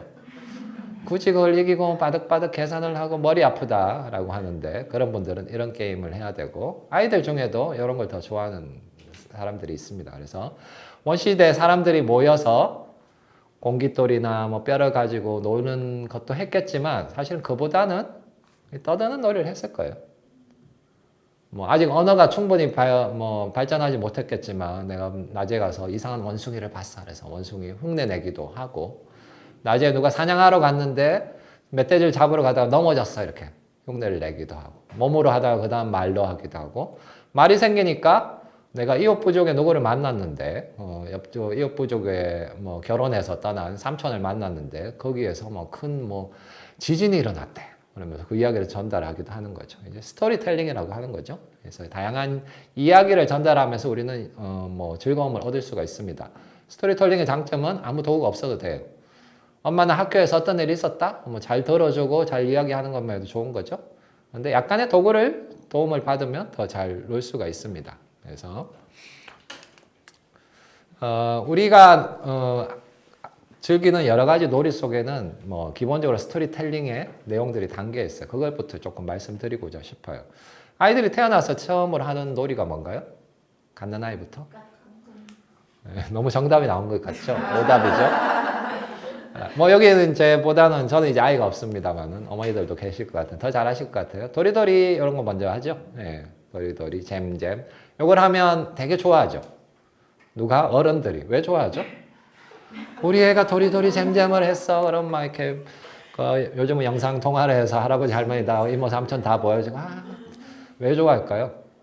마음 깊은 곳에 좋음이 올라왔잖아요. 아이들한테 물어보면 귀여워서요. 뭐 귀엽죠. 왜 귀여울까요?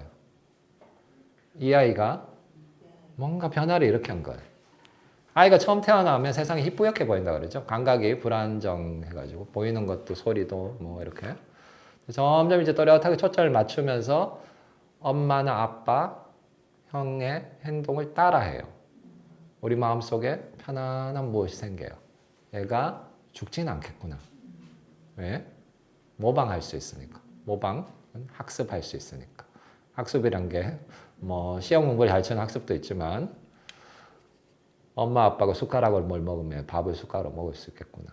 뭘 먹으면 안 되는 걸 보면 안 할 수도 있겠구나. 배울 수 있다는 거죠. 그래서 기본적으로는 처음 하는 거는 다른 어른, 자기보다 먼저 인간이 되었던 사람들의 행동을 따라하면서 조금씩 배워나갑니다.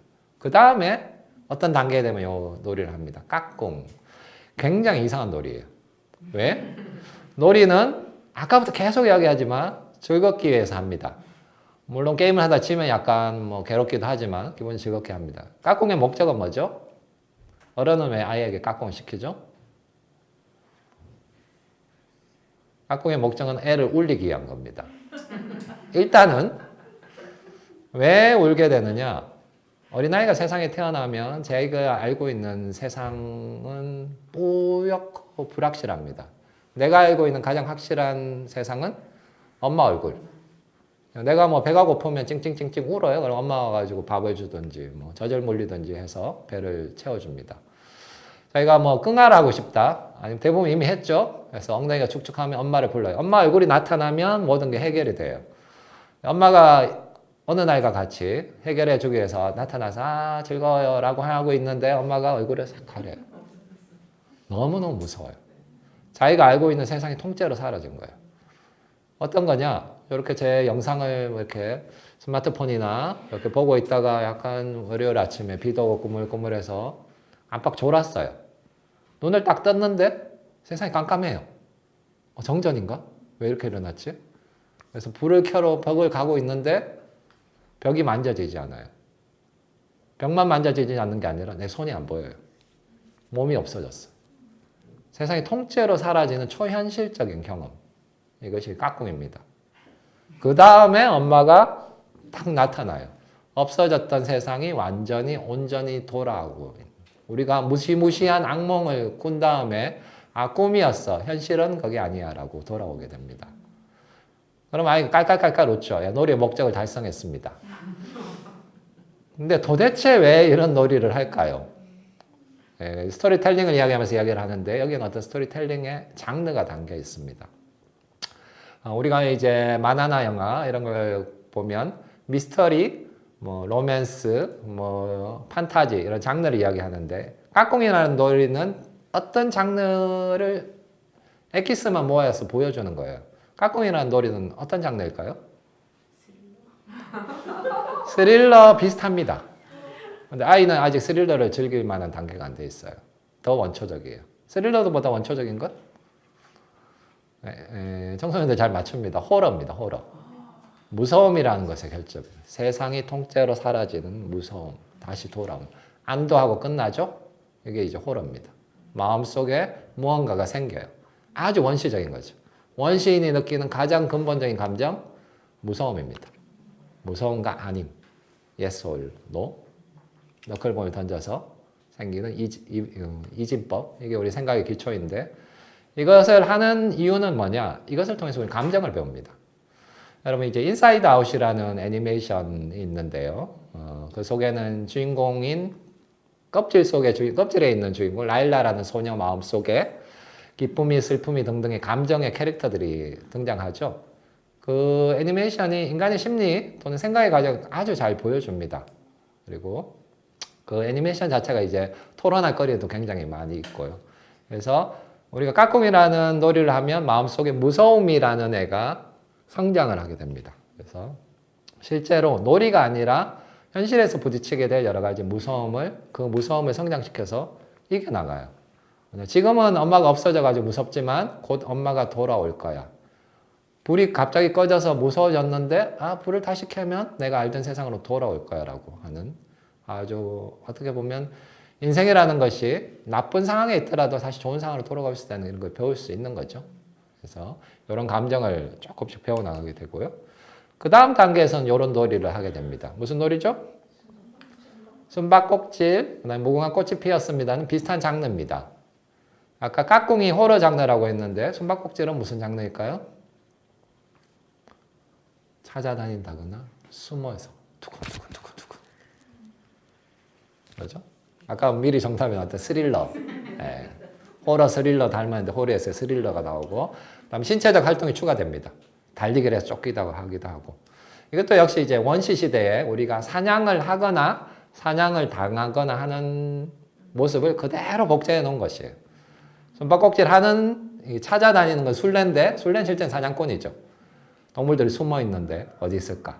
그 다음에 숨어 있는 아이들은 왠지 우월해 보이지만 몰래 숨어가지고 자기 자신이 잡힐까 안 잡힐까 몸을 숨기고 있는 두근두근하는 마음. 역시나 마음속에 감정을 키워서 활동을 점점 이제 다양한 활동을 할 때 생기는 여러 가지 문제점들을 극복해 나가게 됩니다. 그래서 우리가 알고 있는 수많은 놀이나 행동들은 이런 이야기들을 담고 있어요. 이야기라는 것은 그 안에 캐릭터, 사냥꾼이나 사냥감 같은 캐릭터를 담고 있고 그 캐릭터를 하는 행동들, 구조들이 있고요. 그 다음에 앞에서 말씀드리는 수많은 게임들이 있는데 게임은 항상 시작이 있고 끝이 있습니다. 끝이 없으면 안 돼요. 숨바꼭질 하고 있는데 엄마가 빨리 밥 먹으러 와! 그러면 세상에 제일 듣기 싫죠. 왜? 이번 판은 끝내야 되니까. 컴퓨터 게임을 하고 있는데 엄마가 빨리 와서 밥 먹으라 하면 진짜 싫어요. 엄마는 항상 그럴 때 부르뜨죠. 싫은데 게임을 끝내지 않으면 안 돼요. 내가 이 인생을 끝마치지 않으면 뭔가 불안전하고 불확실해요.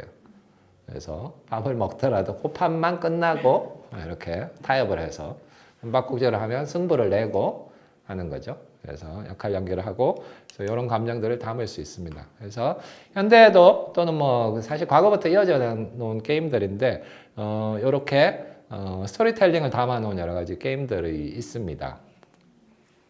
여기 있는 게임은 이제 스토리 주사위라고 또 주사위를 활용하고 있죠. 그래서 주사위 눈금에 약간 추상적인 뭐가 담겨 있습니다. 그래서 주사위를 이렇게 또르륵 던져요. 그래서 몇몇 면이 나오면 뭐 지금도 할 수 있어요. 얘랑 얘가 나오면 세 개를 연결시켜서 이야기를 만들어 봐. 어른도 재밌게 하고 아이도 재밌게 합니다. 그래서 이걸 풍선이 아니라 다른 걸로 볼 수도 있겠죠. 숟가락 2개가 놓여 있었어요. 뜨거운 태양에 비춰서 숟가락이 마구 달겨졌더니 뭐 불꽃이 치솟아서 우주로 날아갔어요. 어떤 이야기는 재밌고 어떤 이야기는 황당무계하고 어떤 이야기는 그게 뭐야? 뭐 이렇게 재미없다 이야기 소리 들을 수도 있겠죠. 그러면서 머릿속에서 다양한 생각들을 막 이야기를 해줍니다. 영원히 해도 안 질려요. 보통 게임들은 조금 하면 질리죠. 뭐 그렇지만 영원히 질리지 않는 게임이고, 또 하나 이제 요즘 많이 하는 이제 딕시시라고 하는 게임인데, 이 게임은 뭐냐? 여기 있는 여러 가지 그림들을 보고 그 그림 속에서 유추하는 어떤 이야기를 짧게 만들어내요. 그러면 다른 사람들이 자기가 가지고 있는 카드 중에서 그것과 비슷한 카드를 이렇게 내고, 누가 첫 번째 아이디어를 내는 카드일까? 지금 설명하면 정확히 아시긴 힘든데 그런 걸 유추하는 게임입니다. 그래서 제가 이렇게 들고 나온 이 게임은 타로라고 하는 카드입니다. 여러분 타로 점 이야기를 하죠. 타로 게임 중에 약간 좀비 테마로 해서 재밌게 만든 여러 타로 카드인데, 타로라는 카드는 우리가 트럼프라는 카드 게임과 굉장히 유사하게 만들어져 있습니다. 이건 이제 프랑스에서 만든 타로라는, 제목은 타로라는 게임이에요. 그래서 앞서 제가 놀이의 도구와 점치는 도구는 항상 같이 간다 그러는데, 트럼프 카드도 마찬가지고 타로 카드도 원래는 점을 치기 위한 목적도 있지만 게임을 하기 위한 목적도 있습니다. 어느 쪽을 쓰느냐가 다른 거죠. 그래서 기본적으로 이제 타로가 다른 점은 그 안에 다양한 도식들이나 그림들이 있습니다. 아주 추상적으로 단순화된 게 아니라 조금은 풍성한 이미지를 가지고 있는 거죠. 이 속에서 이야기를 이끌어내는 겁니다. 이런 식으로 다트판에 사람이 묶여있는 것 같은 데서 우리는 어떤 이야기를 끄집어낼 수 있을까? 물론 뭐 타로 점을 치면 어떤 도식화된 어떤 상황 속에서 어떤 이야기를 하게, 어떤 상황이 벌어질 거다라고 이야기하지만은, 이걸 가지고 여러분은 다른 형태의 게임들도 할 수가 있습니다. 수많은 이야기들 해서 이런 걸 통해서 이제 할 수도 있고, 자, 게임 도구가 없으면 제가 추천하는 건 이런 거예요. 이거 싱크셋이라는 건데, 이거 없어도 돼요. 집에 이런 거 있죠? 저도 뭐 이런 것들 게임 많이 하는데, 집에 있는 집에 이런 게 많아서 가끔 동네 아이들이 놀러 오면 제가 가만두지 못하는데, 제가 만든 고양이 인형. 어디선가 주운 쥐가 아니고 쥐 인형. 이건 뭐죠? 배. 나무? 뭐 다른 것일 수도 있어요. 아까 말한 단추도 있고 바람도 있고, 이런 걸 막 조그만, 아까 말한 아까 너클본 주사위 정도의 크기가 좋아요. 요거를 이제 그냥 상자에 넣거나 주머니에 넣거나 뭐 20개, 30개 정도 모아서 짝깍 해요. 애한테 5개 정도를 뽑으라 그래요. 이걸로 이야기를 만들어 보라고. 잘 만들어요. 여기 있는 것도 뭐 있죠? 비행기, 뭐 인디안상, 돌, 망치. 내가 하면 돼도 이야기를 만들 수가 있겠죠. 그래서 그런 것들을 할 수도 있고, 요거는 이제 뭐 아이들 뭐 MT나 이런 데 가서, 아이들이 MT를 가진 않지만 모여서 하는 뭐 주술목 게임, 요즘 다른지 모르겠지만 주어, 수어, 목적어, who, what, where, 영어 공부도 합시다. 이렇게 항상 이제 공부랑 연결을 해야 되는 거죠. 거기에 어떤 카드들을 넣고 그걸 뽑아서 뭐 이야기를 만든다든지. 요거는 이제 여기는 글자가 적혀 있어요. 엄마, 뭐 엘레판트. 없어요. 그냥 그림 스티커를 만들어 가지고 저런 상자에 짤각짤각 넣어서 가지고 놀면 손으로 만져서 좋고, 이거 되게 중요해요. 제가 항상 중요한 거는 손으로 뭔가를 만지면 우리 사고가 활성화됩니다. 그리고 그 자체의 쾌감이 있어요. 그다음에 우리 온라인 게임에서 절대 느낄 수 없는 거죠. 그래서 그런 것들을 뽑아가지고 이야기를 연결을 한다든지, 뭐 굉장히 이것만 해도 다양한 형태의 것들을 할 수 있고, 그렇죠. 그래서 그 다음은 이걸 조금 확장시켜서 어떤 특정한 역사나 지리, 세계관을 배울 수 있는 게임들이 있습니다. 이게 또 이제 학습물로 많이 나가고 있는데, 학습을 핑계대는 놀이일 수도 있는 거죠. 재미와 학습. 그 다음에 얘네들이 이런 것들을 게임이 아니라 학교에서 또는 뭐 책을 읽으라고 하면 굉장히 재미없고 따분해 할 수 있는데, 놀이를 통해서 하니까 훨씬 더 재밌게 할 수 있는 것들이 있어요. 굉장히 인기 있는 게임인데, 카르카손이라고 하는 게임입니다. 카르카손은 프랑스에 있는 성입니다. 성곽 도시. 근데 아직도 이런 형태로 남아서 뭐 제일 좋은 건 여기 여행 가는 거죠. 엄마 아빠 손잡고 여행을 가가지고 본 다음에 집에 돌아와서 가루카선을 했던 걸 직접 놀이로 만들어 보자. 그래서 여기 작은 타일들 이렇게 연결시켜서 이렇게 만드는 거예요. 이런 게임이 재밌는 게 뭐 같은 형태가 나오지 않아요. 계속 다양한 형태가 나오고 이 타일들이 만들어서 연결하는 지형들이 아름다워요. 재밌죠. 퀴즈 이것은 무엇일까요? 제가 이 게임에 좀 빠져 있다 보니 이런 것도 찾았어요. 인터넷에서. 뭐냐? 이건 타일의 뒷면이고 앞면에 원래 그림이 있어야 되는데 비어 있죠. 어떻게? 그리라는 거죠. 저희가 원하는 타일을 이렇게 그리라고. 저는 이 타일을 사지 않았습니다. 왜? 만들면 되니까. 네, 그래서 이렇게 제가 집에 좋아하는 고양이 모양의 성도 만들고, 요거는 제 친구 중에 불교 신자가 있는데 여기 보면 성당이 있거든요. 성당 대신 절 만들어 달라고 해서 절을 만들어서 이렇게 연결해서 만드는 거죠. 이런 거 하다 보면 뭐 시간 가는 줄도 모르죠. 제가 한 50세 된 어른인데 이렇게 쪼물락쪼물락 하고 있습니다. 10살? 뭐 요 정도 아이들 얼마나 좋아할까요? 재밌어 하는 거죠. 물론 거기에는 평소에 하지 않았던 행동이기 때문에 조금 더 시간도 필요하고 집중력도 필요하고 마음대로 되지 않는 것이 될 수 있는데 사실 나이가 어릴 때일수록 이렇게 엉뚱한 짓을 많이 해야 됩니다. 제가 뭐 이런저런 게임 이야기를 하고 있는데 지금까지 했던 게임 중에 제가 가장 어렸을 때 했던 게임이 있어요. 그리고 그 게임을 직접 만들어 보기도 한 게임이 있습니다. 그게 뭘까요? 퀴즈. 지금까지 했던 게임 중에 내가 제일 어려서 했던 게임이 무엇일까요? 공기놀이? 잘 기억이 나지 않아요. 제가 했던 굉장히 기억이 나는 건 화투입니다. 화투. 뭐냐? 어릴 땐 게임 도구가 없었어요. 뭐 노는 것도 없고. 더 나니까 또래 집단과 놀기 이전에 제가 했던 거예요. 뭐냐? 저는 이제 집안의 사촌 형제 중에 제일 막내예요. 외사촌 중에도 막내인데. 제가 이제 시골집에 가면 뭐 다른 친척 형들은 뭐 아까도 말했지만 한 10대 때도 일을 해야 돼요. 꼴을 베러 가거나 소먹이로 가거나 하는데 저는 제일 막내였기 때문에 저의 할 일은 할머니가 놀아드리는 일이에요. 그래서 할머니가 방 안에 꼬부라게 있으면 불러서 이렇게 모포, 군대 간 손주가 갖다 둔 군용 모포 펴고 이렇게 화투. 그래서 할머니는 이제 담배도 이렇게 사전 찢어가지고 이제 덜 말아서 피우시면서 저랑 이제 화투를 치는 거죠. 민화투라고 고스톱과 다르게 하시는 건데 민화투를 이렇게 치다 보면 너무너무 재밌는 거예요. 어린 나이에. 이것도 예쁘고 귀엽고 그래서 할머니랑 치니까 뭐 누가 뭐라 할 사람도 없고 그래서 내가 집에 갈 때 이제 할머니한테 화투 한 번 줘 이렇게 해서 할머니한테 반말했어요. 그래서 귀여운 손자니까 좋겠죠. 집에 가서 제가 누나한테 가르쳤어요.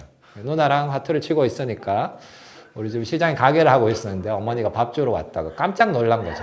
어디 이렇게 못된 걸 배워왔냐고 이렇게. 어머니가 굉장히 영리하신 분이에요. 그리고 화투를 아시는 분인데 가장 최소의 노력을 들여서 화투를 못 치게 했어요. 어떻게 했을까요? 여러분이 이제 어머니 세대가 많으신 것 같은데 어떻게 하면 아이가 게임을 하는데 카드 게임 같은 걸 하는데 못하게 할 수 있을까? 최소의 노력으로. 뺏는다. 예, 뺏긴 뺐는데 그보다 조금 더 적은 노력. 화투 중에 한 장을 뽑으셔요. 8광. 왜 화투를 아느냐? 제일 중요한 카드를 보면 8광을 딱 뽑아서 그때 이제 연탄할 때 연탄 아공에 딱 던졌어요. 너무너무 마음이 아팠어요. 그 막 화투 짝이 이제 오그라드는 게 오히려 내 몸이 오그라들듯이 이렇게. 근데 그날 밤 너무 분해서 잠이 안 오는 거예요.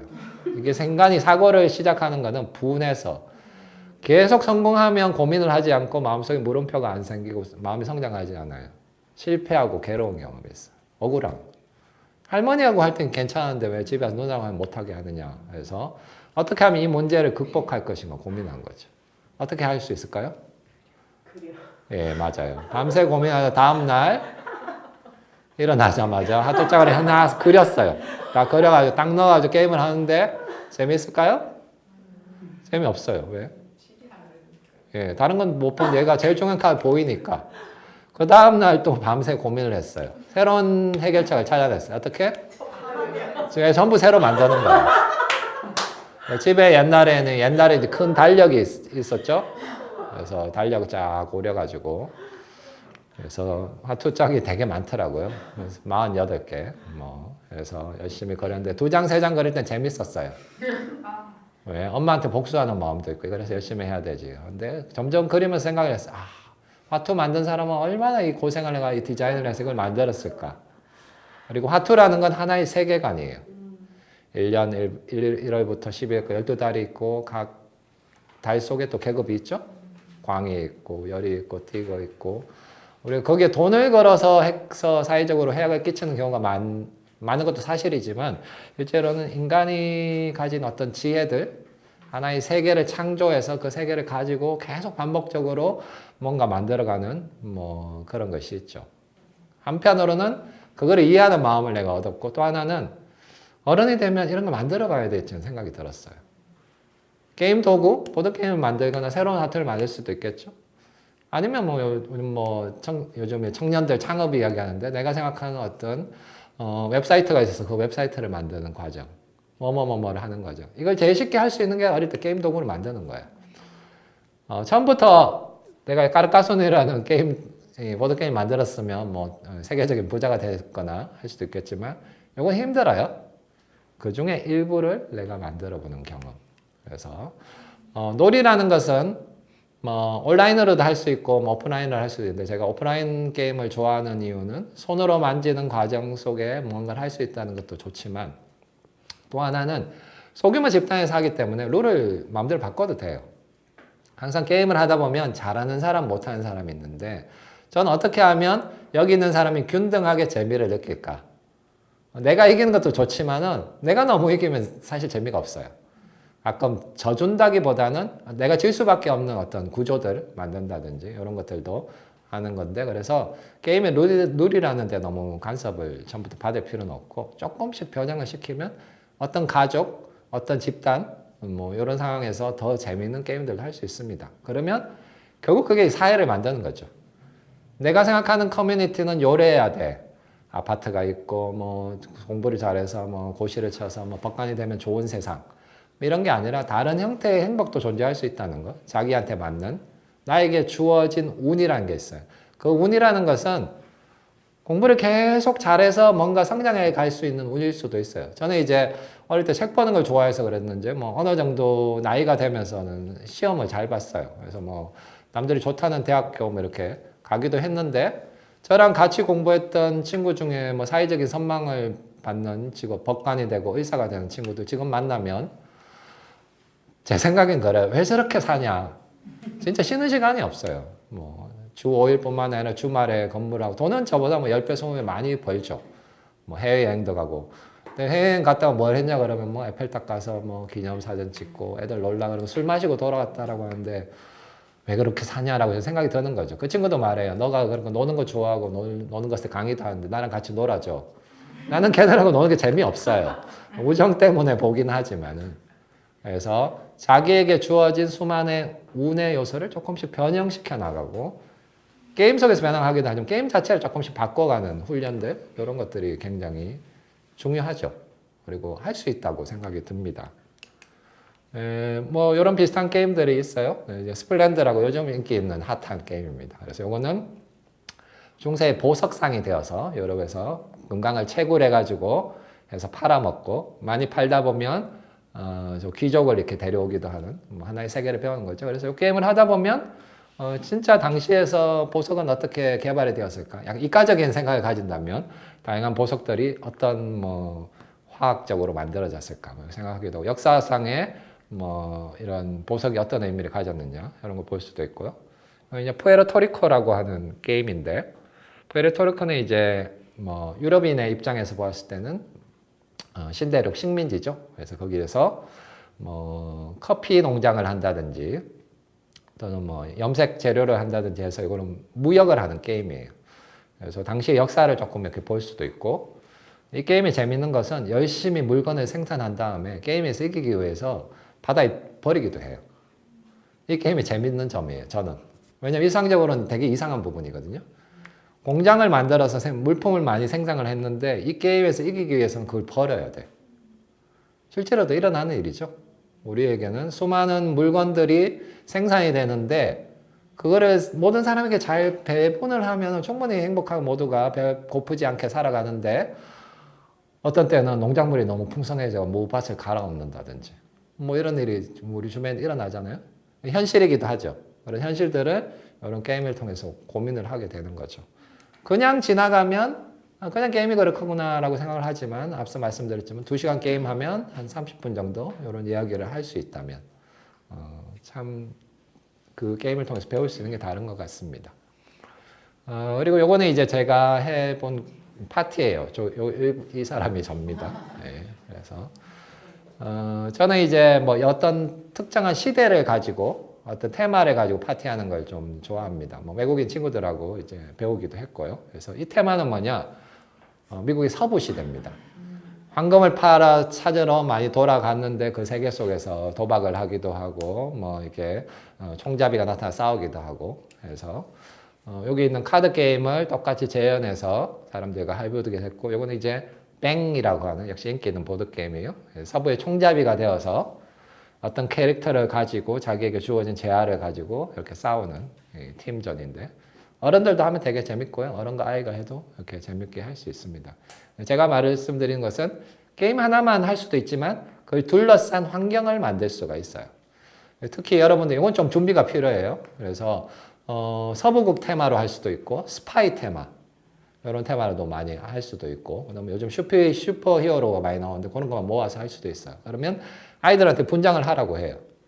코스프레 할로윈만 하는 게 아니라 분장을 해서 들어오고 예를 들어서 뭐 스파이 테마의 파티를 한다면 스파이들이 모이는 모임이라고 해서 각자의 뭐 암호명이라든지 뭐 특기 이런 거에서 명찰 만들어서 붙여주기도 하고 와서는 뭐 게임을 하기도 하고 또 그 안에서 어떤 퀴즈 게임을 할 수도 있고 물건을 숨겨두고 찾는 게임을 할 수도 있고 신체적인 게임이죠. 아니면 여기는 보드게임을 활용해서 할 수도 있고 그래서 이런 모델들을 서양에서는 뭐 저기 이제 소위 선진국이라고 하는 곳에서는 많이들 하고 있어요. 실내에서도 이렇게 게임 테마를 가지고 다양한 요소들을 결합시키는 놀이들을 하기도 하고요. 실외에서는 스캐빈저 헌터라고 하는 게임 장르가 있어요. 스캐빈저는 바퀴벌레 사냥을 하는 거예요.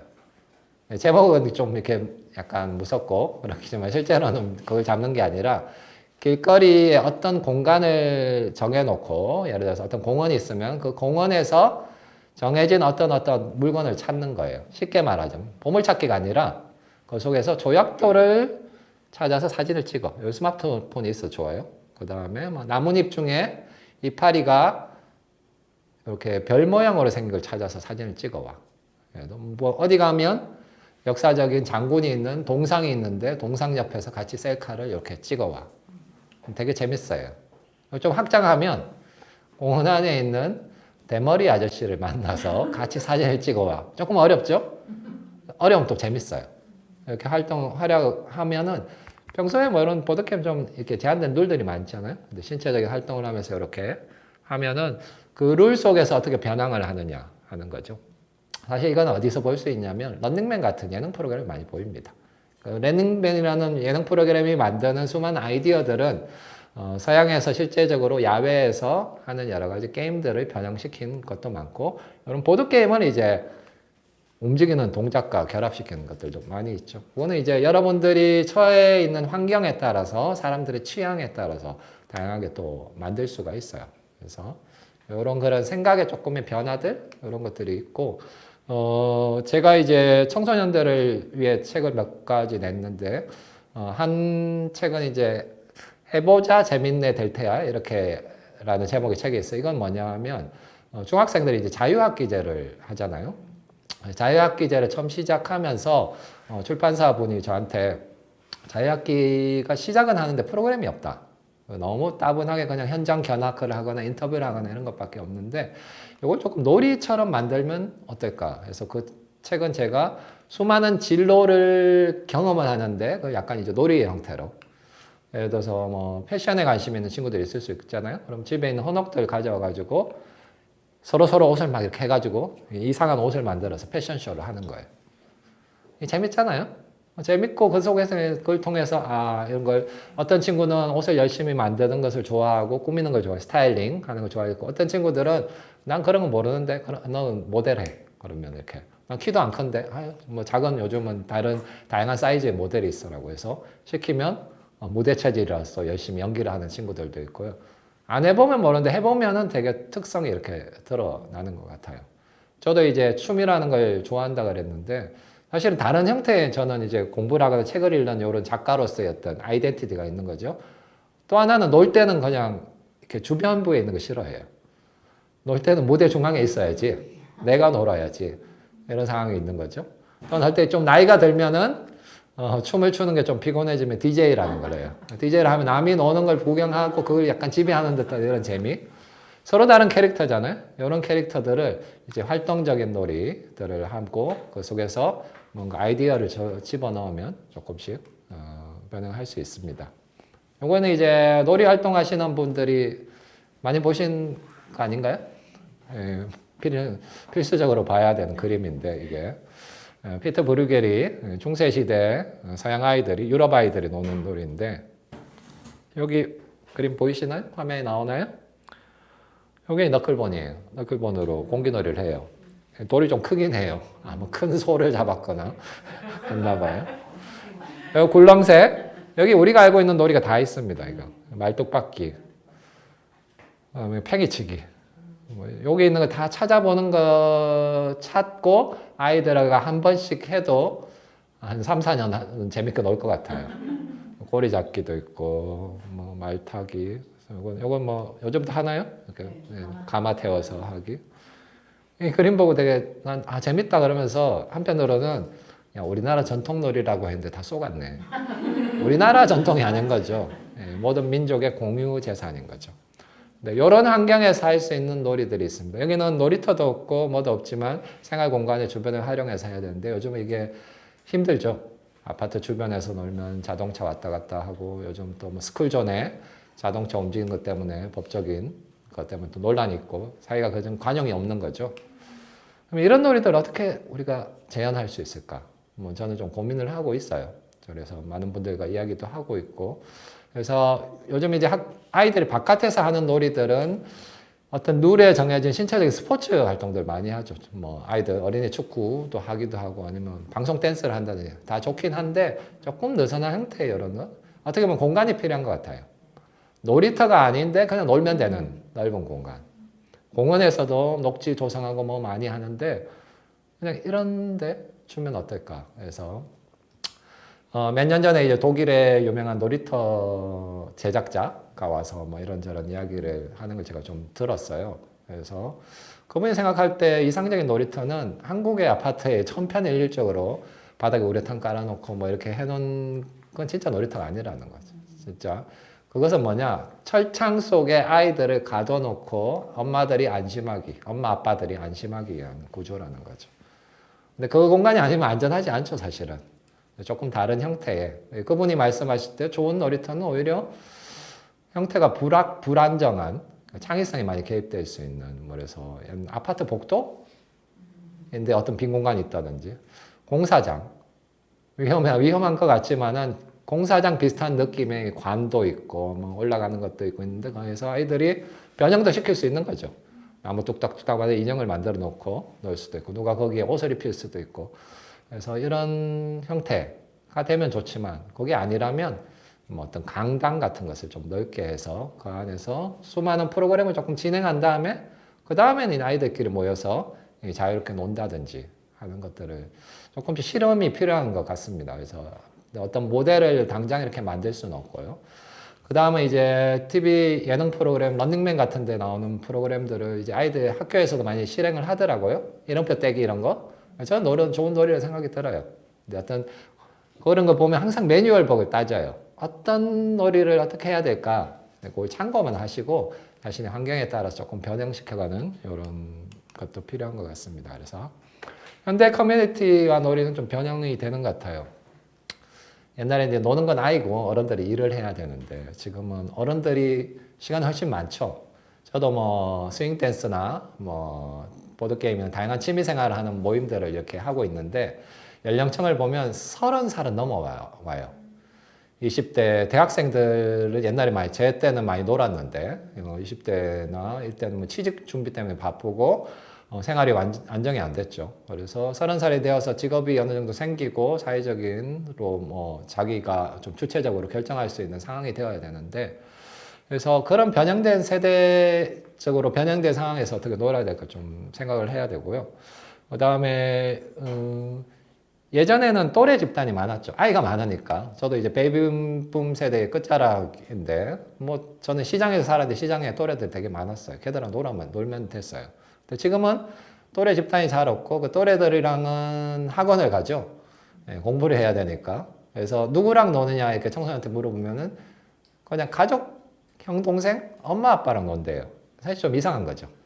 놀 수도 있지만 가족끼리. 사실 또래 집단하고 놀 게 없죠. 그런데 또래 집단하고 노는 어떤 놀이 형식이 있는데 이 변형이 된 이런 여러 가지 연령대의 관심이나 취향이 있는 사람들일 때 어떻게 변화를 해야 되는가, 이런 조금 고민이 필요한 것 같습니다. 그 다음엔 이제는 우리 오래 살아야 돼요. 건강하지 않은 상태로 오래 살아야 되는데, 그래서 이제 고령화 시대에 또는 뭐 우리가 주 5일제 근무, 그다음 휴가 기간도 점점 늘어나고 있는데 사람들에게 시간을 주었는데 어떻게 놀지 몰라요.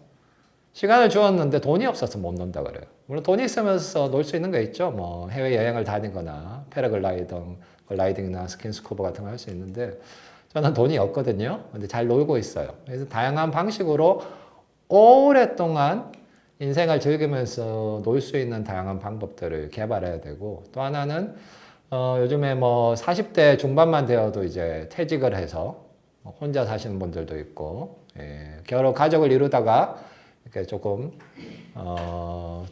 늦은 나이에 이상한 형태의 독립을 하는 경우들도 있죠. 그래서 그런 분들이 좀 고독하게 사시는데 지역 사회에서 좀 어른들을 위한 놀이들을 조금 더 만들어야 될 것 같아요.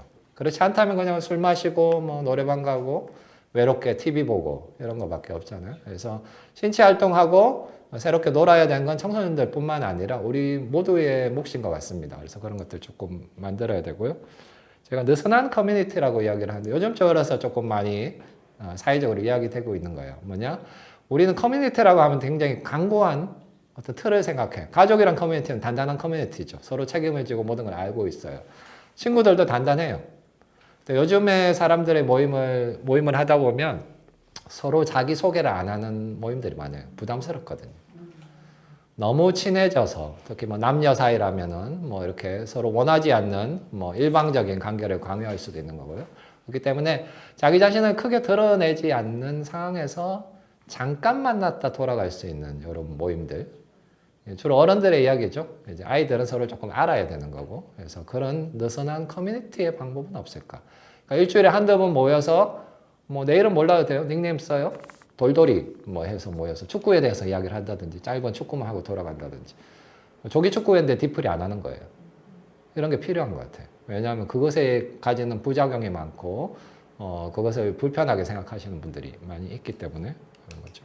그래서 요거는 이제 영화 새끼라는 영화에서 사람들이 모여서 예쁜 옷을 입고 차를 마시면서 마작이라는 게임을 하는 모습입니다. 한국 사회에서 이 마작은 굉장히 무시무시한 게임으로 알려져 있는데, 뭐 중국, 싱가포르, 일본, 말레이시아, 베트남, 중화권, 미국에서도 이런 뭐 커뮤니티 게임으로 많이 합니다. 주로 중년 이상의 중장년 여성들이 많이 합니다. 마작이라는 게임의 특징은 승패가 뭐 일어나긴 하는데 또 그렇게 이제 막 아득바득하게 만들어지지 않아요. 서로 대화를 하면서 자연스럽게 게임을 이렇게 하는 문화들이 이렇게 있는 거죠. 저는 이제 여러 가지 보드 게임을 가지고 사람들을 만나는 모임을 했는데 가장 사람들이 열심히 모이고 지속적으로 하는 게 마작이에요. 그래서 이게 결론이기도 해요. 제가 마작 좋아하기도 하지만은 다른 보드 게임은 좀 질려요. 룰을 알아가고 뭘 하는 과정에서 조금 이렇게 되는데 마작은 처음 배우는 과정은 조금 까다롭긴 한데 그걸 좀 꾸준히 잘 이어가시더라고요. 그래서 지금도 모임을 꾸준히 하고 있고요. 아까 보여던 그림이기도 한데 각 문화마다 이렇게 작은 테이블을 사이에 두고 어른들이 모여가지고 하는, 뭐 아이가 한두 명 섞여 있어도 되지만은 이런 게임들이 있습니다. 우리에게는 이런 게 어떤 게 있느냐? 고스톱판이 있죠. 예. 나쁜 건 아닐 수도 있어요. 한국인의 성향에 맞아요. 이런 게임은 좀 러닝 타임이 깁니다. 러닝 타임이 한 판을 하는데 오래 걸리고 지속적으로 이렇게 해야 돼요. 고수도 보면 빨리 일을 하고 바빠 하다가 담요 꺼내 빨리 치고 마시고 싸우고 이렇게 돌아가는 거죠. 굉장히 액티브한 게임입니다. 스포츠예요, 스포츠. 예, 예. 어깨 아프죠? 오랜만에 하면. 조금 변형된 모습이 하나의 모델이에요. 이건 뭐 전형적이라기보다는 일본에서는 요새 이제 건강마작 교실이라는 게 있습니다. 마작을 하는데 주로 약간 노인 대상으로 혼자 사는 노인들. 그래서 여기 뭐 버스가 있어요. 그래서 다 독거노인들이 이렇게 있으면 마을에 셔틀버스가 쭉 가서 태워서 와요. 그래서 여기 모여가지고 마작을 아시는 분 그냥 하고 모르시면 새로 알려드려요. 천천히 배워, 천천히 쳐요. 이렇게 하는 목적은 무엇이냐? 어떤 게임이라는 문화, 어떤 집단이 이루어지고 그 집단이 계속 이어가는 것은 공통의 문화가 있는 거예요. 아까 김치전 이야기했죠. 김치전은 일주일에 한 번씩 모여서 부쳐 먹는 사람들이 그 사람 커뮤니티가 되는 거예요. 공통의 문화는 이제 마작이라는 걸 담고 있는 거죠. 그런데 옛날의 마작과는 달라요. 여기서 건강 마작의 기본적인 룰은 뭐냐? 마시지 않는다. 술 마시지 않는다. 피지 않는다. 담배 피우고 이렇게 어두운 무녀, 흡연 싫어하시는 분들이 있으니까 걸지 않는다. 돈 내기 하지 않는 거. 그래도 재밌어요.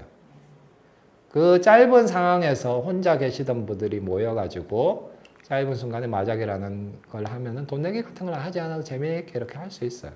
술 안 마시고 담배 안 피우니까 언성이 커지거나 이상한 행동을 하지도 않게 되는 거고. 그 다음에 게임을 하다 보면 뭐 살짝 자기 이야기를 할 수도 있는데 하기 싫은 사람은 그냥 게임만 해도 돼요. 느슨한 커뮤니티 이루어지는 거죠. 그래서 뭐 이게 이제 하나의 모델이고 뭐 다양한 방식이 있을 수도 있겠죠. 이런 것일 수도 있고 또 하나 뭐 저는 춤을 좋아하니까 외국 다니면 이제 커뮤니티 댄스라는 것도 많이 있습니다.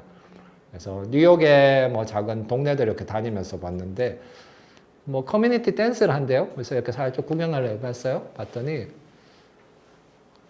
한 80대 할아버지 할머니들도 있고 초등학생 유치원생도 있어요. 그래서 뭐 열심히 일을 하고 있는 사람은 없겠죠. 평일 낮 시간이었어요. 그 사람들 모여가지고 뭐 현대무용도 아니고 기계체조도 아니고 굉장히 재밌게 해요. 동물 흉내를 내기도 하고 오리 흉내를 냈다, 원숭이를 했다, 자유분방하게 운동도 하고 재미도 느끼고 돌아가고 저런 것도 우리가 하면 재밌겠다. 왜냐하면 지금은 아까 또래가 모이기 힘든데 공간에서 유지가 되려면 최소한 인원이 모여야 되잖아요. 근데 우리는 뭐 줌바 댄스를 하면 딱 그 정도의 인원들이 모여요. 뭐 방송 댄스, 걸그룹 댄스를 하면 딱 그 정도의 세대가 모여요. 좋은 점도 있지만 그걸 좀 풀어야 돼. 푸는데 걸리는 건 뭐냐? 풀었는데 이 사람들이 2차를 하거나 뒤풀이를 하거나 선생님 뭐 접대를 하거나 하면 그게 싫은 거예요. 그냥 그 시간에 모여서 같이 운동하고 같이 요가하고 아니면 뭐 같이 차 마시는 뭐 커뮤니티를 한다든지 하는 정도는 할 수 있는 거죠. 그런 것들. 이제 아이들을 대상으로 하기도 하고 뭐 이런 문화들이 있습니다. 그래서 저는 이제 놀이라는 것이 어떤 문화들로 제대로 이루어지기 위해서는 이제 순환이 잘 이루어져야 된다고 생각이 들어요. 이 놀이의 순환은 놀이 자체의 순환이 아니라 삶의 순환, 또 세대의 순환이 거죠. 그래서 요즘 세대의 놀이는 디지털로 이루어지는 놀이들이 많이 있습니다. 컴퓨터 게임들, 청소년들 게임도 많이 하죠. TV에서 보는 게임을 보기도 하고요. 근데 이걸 이제 좀 아날로그한 게임들을 많이 좀 접할 수 있는 게 손으로 만지고 실제의 사람들과 만날 수 있는 이런 게임들과 순환을 하면 좋을 것 같다. 접촉, 비접촉? 이 말은 서로 만나서 할 수 있는 게임들이 있지만은 실제로 그렇게 이루어지기 힘들 때는 온라인으로도 만날 수 있어요. 근데 가능하면 저는 아는 사람들을 만나야 된다는 생각이 들어요. 그래서 친구들끼리 특히 뭐 예를 들어서 고등학교 공부하는 수험생 아이들이 있다. 하루에 30분 정도 게임을 30분 너무 적긴 하죠. 노는 한 2시간 놀아야 되는데 2시간 넉넉 잡아서 뭐 친구들끼리 모여서 놀고 재밌게도 그 시간은 보장을 해줘야 돼요. 문을 닫아줘야 돼요. 놀게 해준 다음에 그 친구들과 계속 좋은 관계를 이어질 수 있게 이렇게 해주는 것도 필요하고 가끔은 이제 만나서 접촉을 하는 것도 야외에서 노는 것도 필요하지만은 아까 이제 고령화 사회라도 연결이 되는데 수많은 사람들이 바깥에서 신체 활동을 하기 쉽지 않을 수 있습니다. 특히 어른들이 바깥에 놀아 나와서 뭐 러닝맨처럼 달리기를 하고 있다 그러면은 좀 이상하죠. 한국 사회에서는 특히 뭐 꼭 그러면 안 된다는 건 없지만은 그래서 이제 실내 놀이가 사실은 되게 좀 필요합니다. 그래서 우리 많이 개발할 필요가 있고요. 일가 놀이도 열심히 하면 지치죠. 일을 한 4시간, 8시간 뭐 책상에서 하는 건 할 수 있지만 노는 걸 막 3시간, 4시간 이렇게 하면 힘들 수도 있어요. 반대로 순환을 하는 거죠. 일하다가 지치면 놀고 놀다가 지치면 일을 하고 순환이 잘 이루어져야 됩니다. 요것만 할 수 있을까요? 놀이만? 네, 잘할 수 있는 사람도 있을 거예요. 네. 이것도 개인적인 패턴의 차이고 승리 패배라는 건 뭐냐. 지금까지 알려드린 많은 놀이들은 스토리텔링 계통의 놀이는 승패가 없는 것도 많이 있어요. 그냥 하면 되는 것인데 아마 뭐 여러분이 바깥에서 하는 여러 가지 사회적 뭐 전통 놀이라든지 이런 것도 다 승패가 있습니다. 근데 우리는 승리를 하는 것도 중요하지만 질 줄도 알아야 돼요. 자, 어떻게 하면 예쁘게 지느냐, 멋지게 지느냐. 젖잘싸라고 하는데 졌지만 잘 싸웠어. 스포츠에만 그런 게 아니라 지는 훈련. 그래서 게임을 하다 보면 아이들이 좀 사회성이 없어. 자꾸 진다고 분해하는 이것도 사실 필요해요. 그래 자기가 변화하고 성장을 하니까. 근데 졌다는 것 자체에 너무 이렇게 그럴 필요가 없어요. 저도 이제 사람들과 보드게임이나 마작 모임을 이렇게 하면 솔직히 내가 진짜 집중해서 열심히 하면 이길 수 있는데 내 마음은 그래요. 근데 이렇게 지는 게 편할 때도 있어요. 적당히 여기 오신 분이 6명이 왔으면 주사위 던졌듯이 6번에 한 번 정도씩 이기고 왔으면 좋을 것 같아요. 실제로는 그렇게 되진 않죠? 않지만 그러면 이제 약간 분해서 다음에 가서 내가 이겨야지 이렇게 해서 다시 그 모임이 찾게 되는 그런 형태가 있는데 그래서 그런 걸 자연스럽게 받아들이면 좋을 것 같습니다. 제가 이제 한 2시간 가까이 여러분들에게 제가 생각하는 놀이의 좀 엑기스 이걸 통해서 생각할 수 있는 거리. 저는 이제 여러분들에게 느낌표나 답을 드렸다기보다는 이렇게 물음표를 많이 드렸어요. 그래서 여러분 각자의 상황 속에서 또 각자의 취향, 각자의 공간, 각자의 가족이나 이 커뮤니티 속에서 이 물음표를 점점 더 키워주셨으면 좋을 것 같아요. 그러면 어떤 경로를 통해서 저에게 또 이제 물음표가 쿵 오겠죠. 내가 전혀 몰랐는데 이런 고민이 있구나. 또는 뭐 이런 해결책이 있구나. 이게 또 재밌네? 나도 해봐야지. 라고 하는 변화의 움직임들이 많이 일어나고 있고요. 여기 있는 활동가들도 이제 뭐 40대 분이 많이 있다고 생각이 많이 들었는데, 좀 노는 건 이제 조금 젊은 세대에 연결이 잘 되면 좋을 것 같아요. 그래서 이제 20대의 청년들, 그래서 뭐 새로운 창업이나 취업을 준비하는 사람들도 이런 계통적으로 뭔가를 만들어가면 여러분들이 미래의 어떤 비전들을 이렇게 만들어낼 수 있을 것 같고요. 그다음 뭐 더 내려갈 수도 있겠죠. 청소년들이 직접 자기 스스로가 나는 어떤 것을 했더니 재미있다. 그 재미를 키워나가면 진로가 될 수도 있고, 재미를 키워나가면 그냥 내가 좋아하는 요걸 같이 좋아하는 동아리, 모임, 커뮤니티, 친구 이런 게 만들어질 수 있죠. 그래서 놀이라는 것이 굉장히 소홀히 대해 왔지만은 무궁무진한 힘을 가지고 있고 절대로 우리 삶에서 빠뜨릴 수 없는 예전에 이제 운칠기삼이라고 생각했는데 1703이었다면 점점 요즘 한 1604는 되는 것 같고요. 점점 이제 인공지능과 기계가 우리의 할 일을 대체하는 시대가 오고 있습니다. 그래서 알파고가 우리가 할 일을 대체한다고 직업이 없어진다고 생각하지 말고 사회적으로 그 일을 걔들한테 다 시켜요. 그럼 우리는 1307 인생에 7 정도 놀아야 돼요. 점점 그래요. 그러면 그때 무엇을 해야 될지 같이 고민하면 좋을 것 같습니다. 일단 여기서 인사를 드리고 그 다음에 10분 정도 쉬고 제가 질문을 받아서 거기에 답을 하고 대화를 나눠보도록 하겠습니다. 고맙습니다.